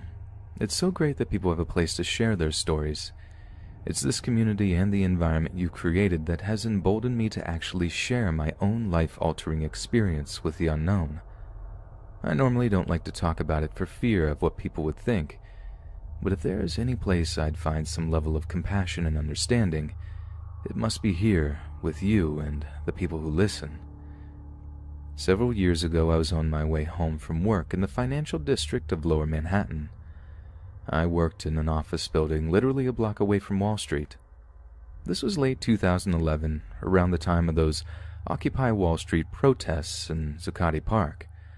The streets were packed with people wearing backpacks and headphones, carrying signs and megaphones, It was pretty much impossible not to bump into people as you tried to navigate the narrow sidewalks. The hassle wasn't anything special to me. I had my earbuds in with music playing to drown out the noises during my commute, just like any other day. I do consider myself a New Yorker through and through, after all. However, in order to get to the subway and back home to Queens, I had to either go around or right through Zuccotti Park, which did get a bit annoying after a while. Still, crowded streets are a part of reality. Unfortunately, the same is true for the millions of homeless people taking refuge in the various nooks and crannies of the city. I'm not a saint or anything, but I do try to at least drop a bit of spare change in their cups every so often. I wish I could say it was every time, but it's not. I want to help when I can, but I'm embarrassed to say that I'm sometimes in such a rush that I don't even notice them there. I guess that makes me no different than the people who just breeze by the needy without giving the poor souls even a single glance. Sometimes it's as if the homeless are an invisible element in our cities, subsisting on the scraps left behind by those more well-off. I think that may be the reason what happened that afternoon, right in the midst of crowds of people, was able to go unnoticed. I don't think anyone but me realized or even cared about what was happening. The park was too crowded for me to walk through. Instead of trying to fight my way across the subway, I had decided to circle around and try a different stop in a quieter area. To get there, I cut into a side street that was significantly less busy. The moment I set foot there, I was struck with a feeling of heaviness and dread that instantly plunged my previously decent mood into an abyss. I couldn't understand why or where it was coming from, so I pulled out my earbuds and turned my music off. I felt I needed my senses to be as sharp as possible for whatever danger I was sensing. As I tucked the earbuds away into my coat pocket, a pungent odor began to creep into my nose. It was the smell that hits you when you walk into a subway car that a homeless person has made their home. I looked ahead toward the corner of one of the buildings to see a surprisingly young man in torn-up jeans and a hoodie. He had wild black hair and a long, unkempt beard. He rocked back and forth with a look of utter hopelessness etched into his face. He clutched a small cardboard sign covered in writing. I picked out a section that read, "Help, please, Army vet. Lost everything. Just need $40 to get back home." There were very few people walking down that particular street, but there were enough passing through that he would occasionally pop out from his corner with his arms outstretched holding the sign, begging for acknowledgement. It was a sad sight to behold. I felt terrible knowing that I had nothing on me to spare, so I would inevitably end up being one of those people myself, walking by him without seeming to care at all. Just as that thought crossed my mind, I saw an odd-looking man further down the road walking toward the homeless guy. The strange man stopped and crouched down to the homeless one's level. After staring at him for a moment, the stranger reached into his pocket and pulled out a large roll of cash, holding it out in front of him as if to offer it, but clearly holding back. It was a bizarre sight, especially in New York City, but at least I no longer felt guilty for being unable to help the poor guy. I wish things went as you would expect from that point on, but unfortunately, that's where things began to get weird. To be honest, I've been building up this long preamble because every time I think back to this event, a sharp chill runs down my spine and I swear my eyes tear up. As I continued to walk toward the pair, I realized that everything, like the world around me, began to slow down somehow. The loud noises of city streets faded into a soup of auditory blur. Every sound muffled as if I was holding my hands over my ears or had my head underwater. As this was happening, I realized I was staring at the strange man holding the wad of cash. I noticed how ordinary he was. Everything about him was plain. He was dressed like any other white-collar worker. A simple, or even slightly ugly brown suit hung loosely on his slender frame. He wore a tie and dress shoes and carried a generic leather briefcase. He also had a matching brown hat on his head, angled to hide the top half of his face. Looking back, I wish that was all I had seen. As I slowly made my way closer to them, the stranger lifted his head to meet the confused gaze of the homeless man. That's when I stopped dead in my tracks. The formerly bland appearance of the man became clearer to me, and I noticed two haunting features. His skin was a bizarre ashen white, not paper white, but not quite gray either. His eyes, they were a deeper black than I could ever describe. I tried my best to rationalize what I was seeing.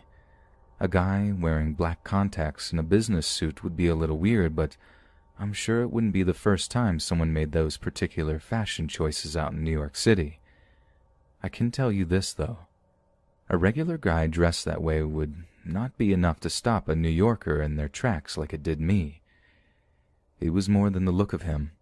It was the feeling I got from him. It was like being punched in the chest. As a child, I dealt with frequent asthma attacks, and as an adult, I've had more than my fair share of panic attacks. But this was something else entirely. Much worse. A heavy, nauseating feeling that was born in the pit of my stomach and crawled up my chest before nesting in my throat. The air had become solid around me as I stood there frozen. I could see in my peripheral vision that other people were still walking by through the side streets, although they moved in slow motion. After a few moments, the strange man and the homeless man's voices seemed to emerge from the muffled white noise of the rest of the city. Their voices slowly became clearer and clearer. I missed a lot of what was being said, but certain words stood out. "I don't want to die." The words stuttered from the homeless man's mouth as he reached for the money. His eyes were fixed on the roll of cash, yet steeped in hesitation and fear. The stranger smiled at him, and I swear to you, something about that smile made me want to scream. It was that moment I realized I couldn't scream even if I wanted to. I could do nothing but stand there helplessly, my feet nailed to the concrete sidewalk as the scene played out just a few yards in front of me. The stranger's response was chilling. "Oh. Well, you're going to die either way, Robbie." Judging by the homeless man's reaction, that must have been his name. At the mention of his name, Robbie sat straight up with a look of slack-jawed amazement tinged with horror. Side note, going forward, I'll refer to the man in the brown suit as Brown. This will be important in a few moments. So before Robbie could say anything, Brown lifted his hands as if to give an important presentation and spoke again. His voice was just so wrong. I can only describe it as oily, gravelly and wet, like someone trying to talk through a mouthful of phlegm. If you think the description sounds gross, just imagine how foul it made me feel hearing it. "Question is, do you want to die happy and comfortable, wanting nothing? Or here in this alley where no one will even notice until you've been rotting a while?" I still don't know how that scream didn't fly out of my mouth after what happened next. If I could have moved at all, I might have jumped right out of my skin. A third voice chimed in before its corresponding figure stepped into my view. Another strange man, nearly identical to Brown except taller and somehow even thinner and wearing a gray suit. I'll call this one Gray for the sake of organization. Gray held a lit cigarette and stared down at Robbie with a tired ambivalence. "Take the money, Robert. We have things to do." Robbie nodded with a resigned expression as he took the cash. He gasped as he clawed at the bills, unfurling a surprising amount. "This is so much!" he exclaimed. I couldn't make out what was said next. I saw Brown stand up next to Gray, followed by Robbie standing and gathering his few possessions from the ground before thanking the two strange men and briskly walking toward me. He brushed past me in a hurry, thanking God over and over again, crying. I still couldn't move. I was stuck there as the two strangers' gaze fell onto me when Robbie was out of sight. The two sets of pitch-black eyes staring at me gave me the distinct feeling of being watched by something not human. Their mouths moved as if speaking to each other, but I couldn't make it out. The volume of the white noise around me was going crazy, up and down. It was disorienting. Eventually, I could hear a few bits of their conversation, but the language was unlike anything I've ever heard. Now think about this. I speak fluent Spanish and understand bits of many other languages: Italian, French, a little Japanese, Arabic, and even some Yiddish. You tend to pick up little things here and there living in New York. I can certainly place a language roughly when hearing it. What the strangers were speaking was unlike anything I'd ever encountered. The sounds they were making weren't even sounds that people made. It actually caused me physical pain in my ears when I really began to hear it, like when your ears pop on an airplane. The feeling when you know there's pressure there, but you can't get it out, so it stings. The pain got so bad I wanted to vomit. Brown snarled a word at his friend in the same wet voice. English. Gray made a bizarre clicking noise, smiling the same horrific smile Brown did earlier. That far gone, huh? It'll be fine, Brown responded. Yeah? Then why'd you lie? What Brown said next still keeps me up at nights, even all these years later. He rolled his shoulders back and grunted. Doesn't matter. I'll be wearing that stupid chimp by the next moon. And made clicking noises. My eyes began to well with tears as I tried desperately to look away. I was still paralyzed. Slowly, the world began to creak back toward normal speed again. I'm telling you, I'm trying so hard not to cry as I sit here typing this. Just like the plight of Robbie or any other homeless person, no one bothered to even look at me as I stood there in terror. People were there, moving slower than normal, at least from my perspective, but no one stopped or noticed I was in trouble. Gray looked directly at me. My head started swinging and I felt immediately dizzy. My vision blurred and I lost focus on all things except one thing: Gray's voice. Well now, look what this one can do. Cute. Suddenly, Brown stepped forward from the blur in my eyes. His black-eyed face sneered at me from mere inches away. Whatever. A chimp's a chimp. They're all the same. Hey, you, chimp. Leave now. He snarled again, and I felt it in my bones. Keep walking. I wish I could tell you what happened next, but the next thing I knew I was standing on the sidewalk all the way at Columbus Circle in Midtown, almost a half-hour's walk north of where I was. A man I didn't know was holding my shoulders as random people passed by with concerned looks on their faces. When things came back into focus, I could finally hear the man's voice. "Yo, you alright, son?" he asked with a trembling voice. "You almost walked into traffic, man. You okay?" "Must be on drugs," someone yelled out as they scooted by. I told the man I was okay as tears began to run freely down my face. I apologized and fled the scene, rushing over to the escalator to the A train, having no idea how I got so far uptown.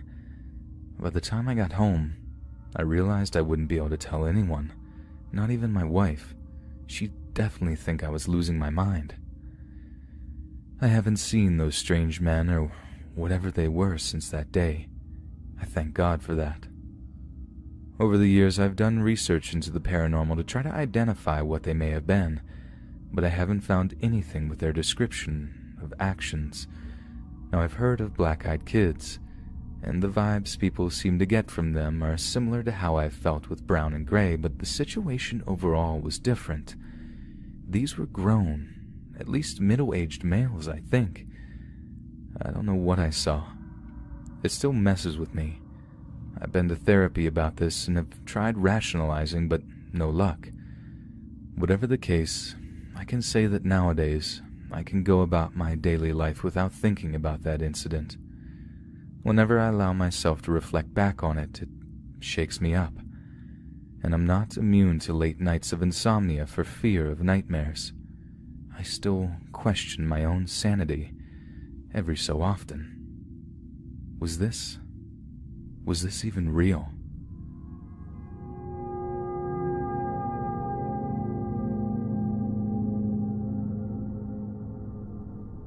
In my research and experience, I find cinnamon seems to work to ward off mimics.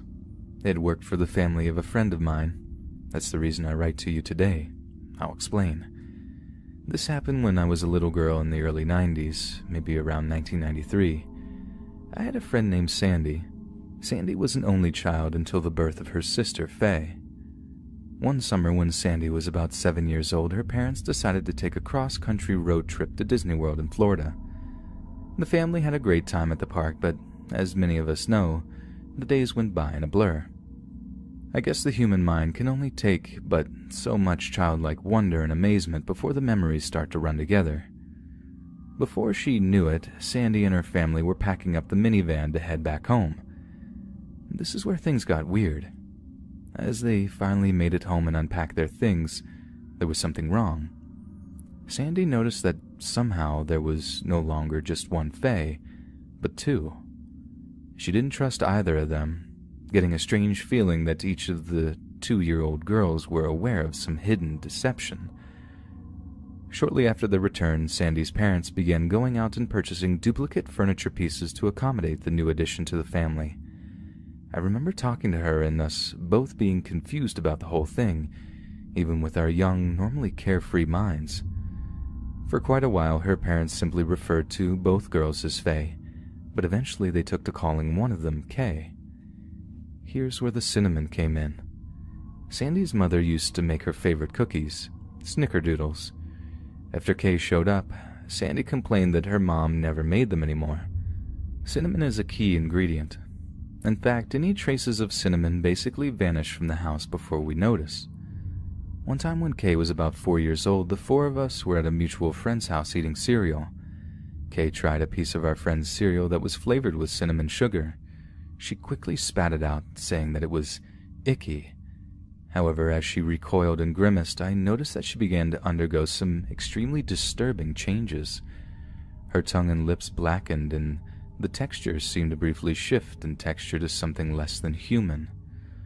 It was as if her skin had become charred and burned, with the blackness spreading across her lower jaw and up to her nose before retracting back to normal with frightening speed. The only reason I noticed it was because I was so distrustful of her. I usually found myself staring at her with a constant sense of suspicion. Faye, the original one, I think, had been eating the cereal by the handful.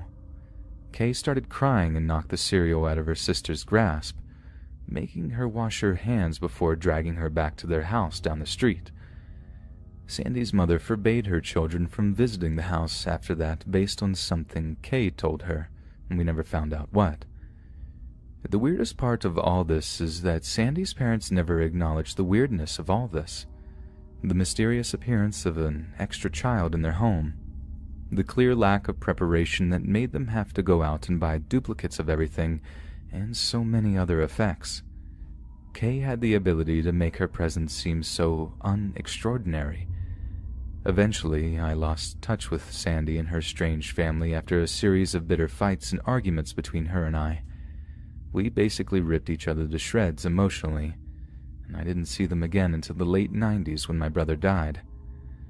For some reason, Kay had clearly developed an intense hatred of me.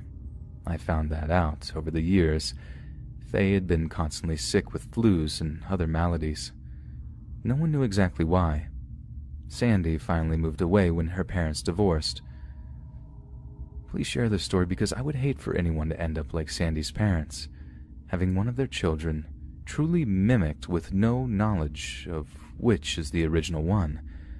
What's even worse is that a mimic can tie its life force with its victim, and in that case, they really will have an extra child, one that's secretly a demonic parasite with an extreme allergy to cinnamon.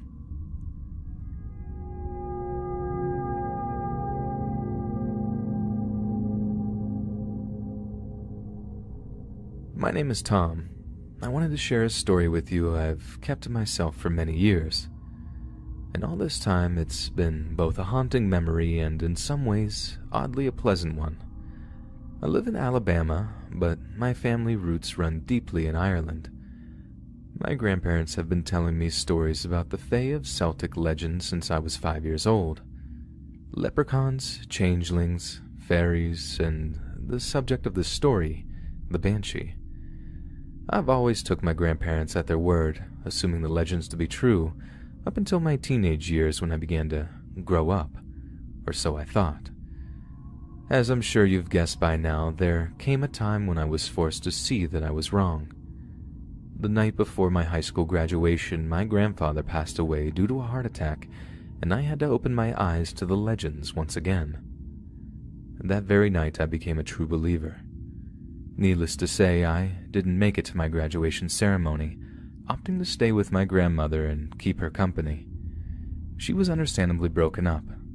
At about 2 a.m, 5 hours after my grandfather passed, I decided to sneak out to the front porch of my grandmother's rural home for a quick cigarette while everyone else was sound asleep. The night was cold and dimly lit by a full moon.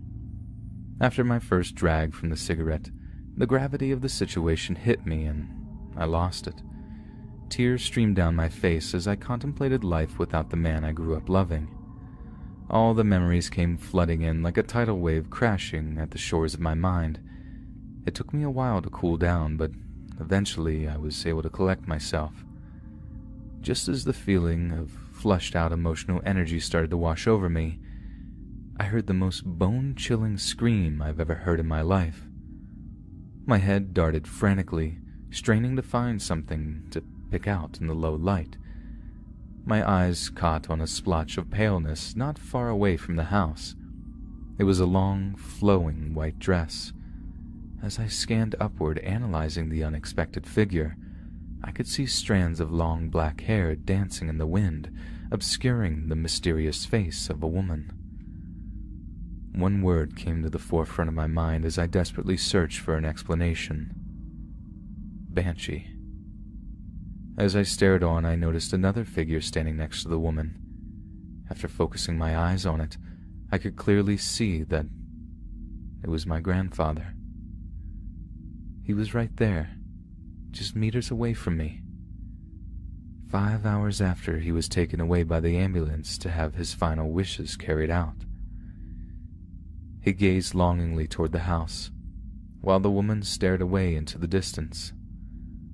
I watched them, petrified for what seemed like an eternity before the Banshee suddenly turned her head to lock eyes with me.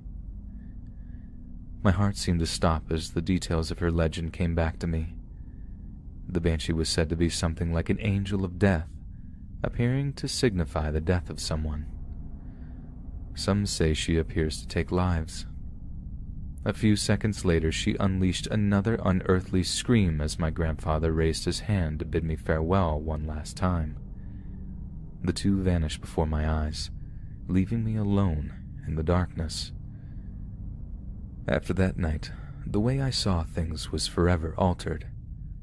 I realized that the world we think we know is far too strange to make many hard claims. This event began what I strongly feel will be a trend in my life.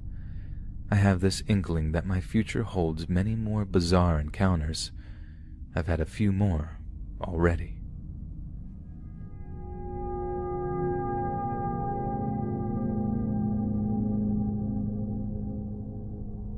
I'm a 24-year-old male living in the Philippines. The story I wanted to share with you isn't exactly my own, but was told to me by my father some years ago. The events transpired when I was only a year old. Back then, my family lived in a pretty rural area where everyone knew everyone. We also had a ton of relatives nearby living in the same group of neighborhoods. One day, my dad was outside in the backyard watering plants. He was minding his own business when he suddenly noticed an unusually large black bird perched in an old tree. The branches of that tree hung low, so my dad got a much better look at the bird than I'm sure he wanted to. He didn't think anything of it at first, but he soon noticed that the bird's eyes were a deep red. Not glowing or anything like that, but more like they were severely bloodshot. He said the bird sat there, staring at him, returning my father's ponderous gaze just as intently as he watched it. Dad was unsettled, but soon got back to his work, got done watering, and went outside. A few hours later, it was night. Dad went back outside to do some more chores in the yard.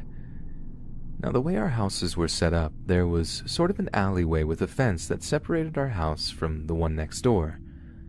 My dad was finishing up when he caught a glimpse of something small scurrying across the alleyway, making a splash in a puddle of water. Since we had a pet turtle at the time, a red-eared slider, Dad thought that maybe the turtle got out of his tank somehow and was trying to run off. He walked over to the dark alley and, upon closer inspection, found the culprit. Oddly, what he found there was a large crab of some kind. This wasn't a common sight in my area. The crab the size of a dinner plate. The strangest part was that, in the low light coming from the back of our house, my dad could see the crab's eyes. They were the same deep blood-red color of the blackbirds he'd seen earlier. The crab stopped in his tracks and stared him down, that same intense glare from his encounter with the large bird. He quickly dropped what he was doing and went back inside the house, admittedly creeped out by yet another bizarre animal sighting. The next day, Dad went to speak to the neighborhood elders about what he'd seen. They told him it was an aswang. So if you didn't know, stories of aswang are all over the Philippines, especially out in rural areas. They're basically the Philippines' equivalent to vampires of Western folklore in terms of mythology. They're said to be shapeshifters who have a taste for human and animal entrails, but their most sought-after delicacy is the flesh of an unborn child. The legends have it that the aswang would crawl around on rooftops at night, searching for pregnant women. When it found one, it would settle above the expectant mother as she slept, winding its freakishly long, prehensile tongue into her room by some opening in the roof, and suck the baby out from her very womb. As it happened, my mother was pregnant with my little sister. One of the elders claimed he knew the aswang had paid a visit to our house. I don't know how he knew this information, but he insisted that this particular aswang wasn't trying to eat my sister. Rather, he said it simply liked being around pregnant women because it finds their aroma to be somehow intoxicating. My dad said although it was still creepy, he was a bit relieved that he wasn't dealing with a creature that wanted to harm his family. My sister was born without any problems, and we never heard from that creature again, as far as I know.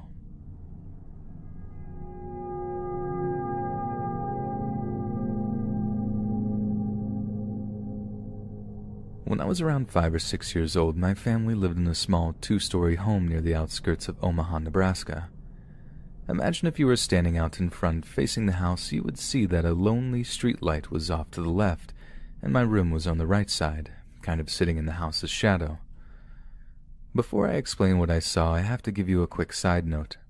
The kids at my school used to say that my eyes turned red when I got angry, so they gave me a very hurtful nickname. One day when I got home from school, I saw it written with markers on my bedroom window. Big, jagged letters scrawled out the word demon across the glass.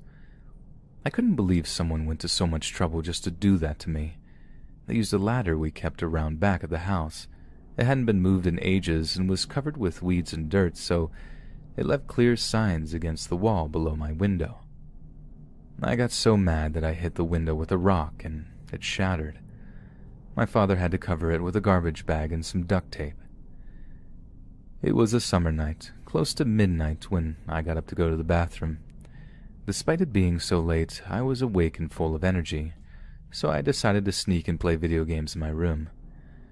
About an hour later, around 1 a.m., out of nowhere, I hear a faint scream coming from outside. I could tell it was a woman. Scared but still curious, I ran downstairs to look out the window in the living room, but I was shocked when I realized that the whole room was bathed in red light. As I surveyed the surreal environment, it felt like an alien world despite the fact that it was full of the furniture and items I saw and enjoyed every day. I looked up to see the windows were all covered, essentially plastered with some kind of paper-like material that seemed to be soaked in blood-red liquid. I ran back up to my room and carefully climbed up on the sill, peering through the unbroken part of the window so as not to be noticed. What I saw, just at the edge of the circle of light on the street, was the shape of a man crouching over a woman who lay motionless on the ground. The man wore an orange short-sleeved shirt and what looked like jeans, but the girl was dressed in a sort of business casual attire. A collared white shirt with a black skirt and stockings. I saw a streak of blue in her otherwise brown hair.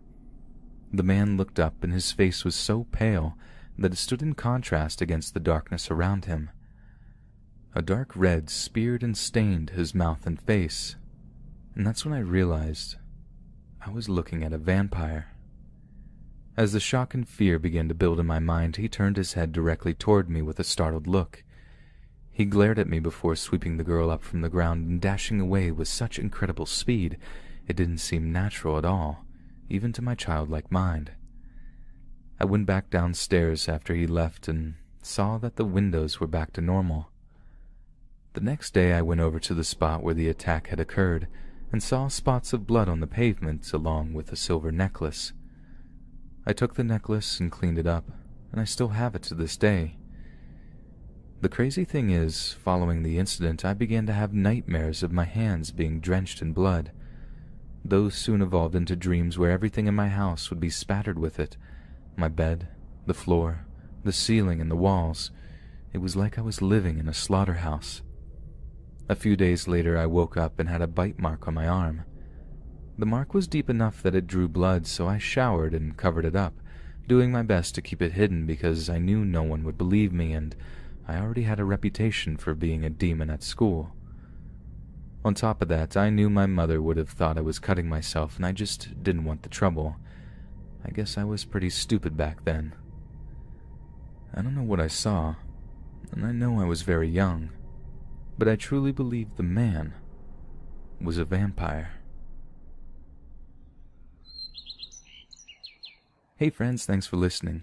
Be sure to subscribe and click that notification bell to be alerted of all future narrations. If you got a story, be sure to submit them to my subreddit, r/letsreadofficial, and give and receive feedback from the community, and maybe even hear your story featured on the next video. And join my Discord to interact with me and other listeners directly. And if you want to support me even more, grab early access to all future narrations for just $1 a month on Patreon, and maybe even pick up some Let's Read merch on Spreadshirt. Links in the bio. Thanks so much, friends. And remember, don't forget to wipe and stay off the pipe.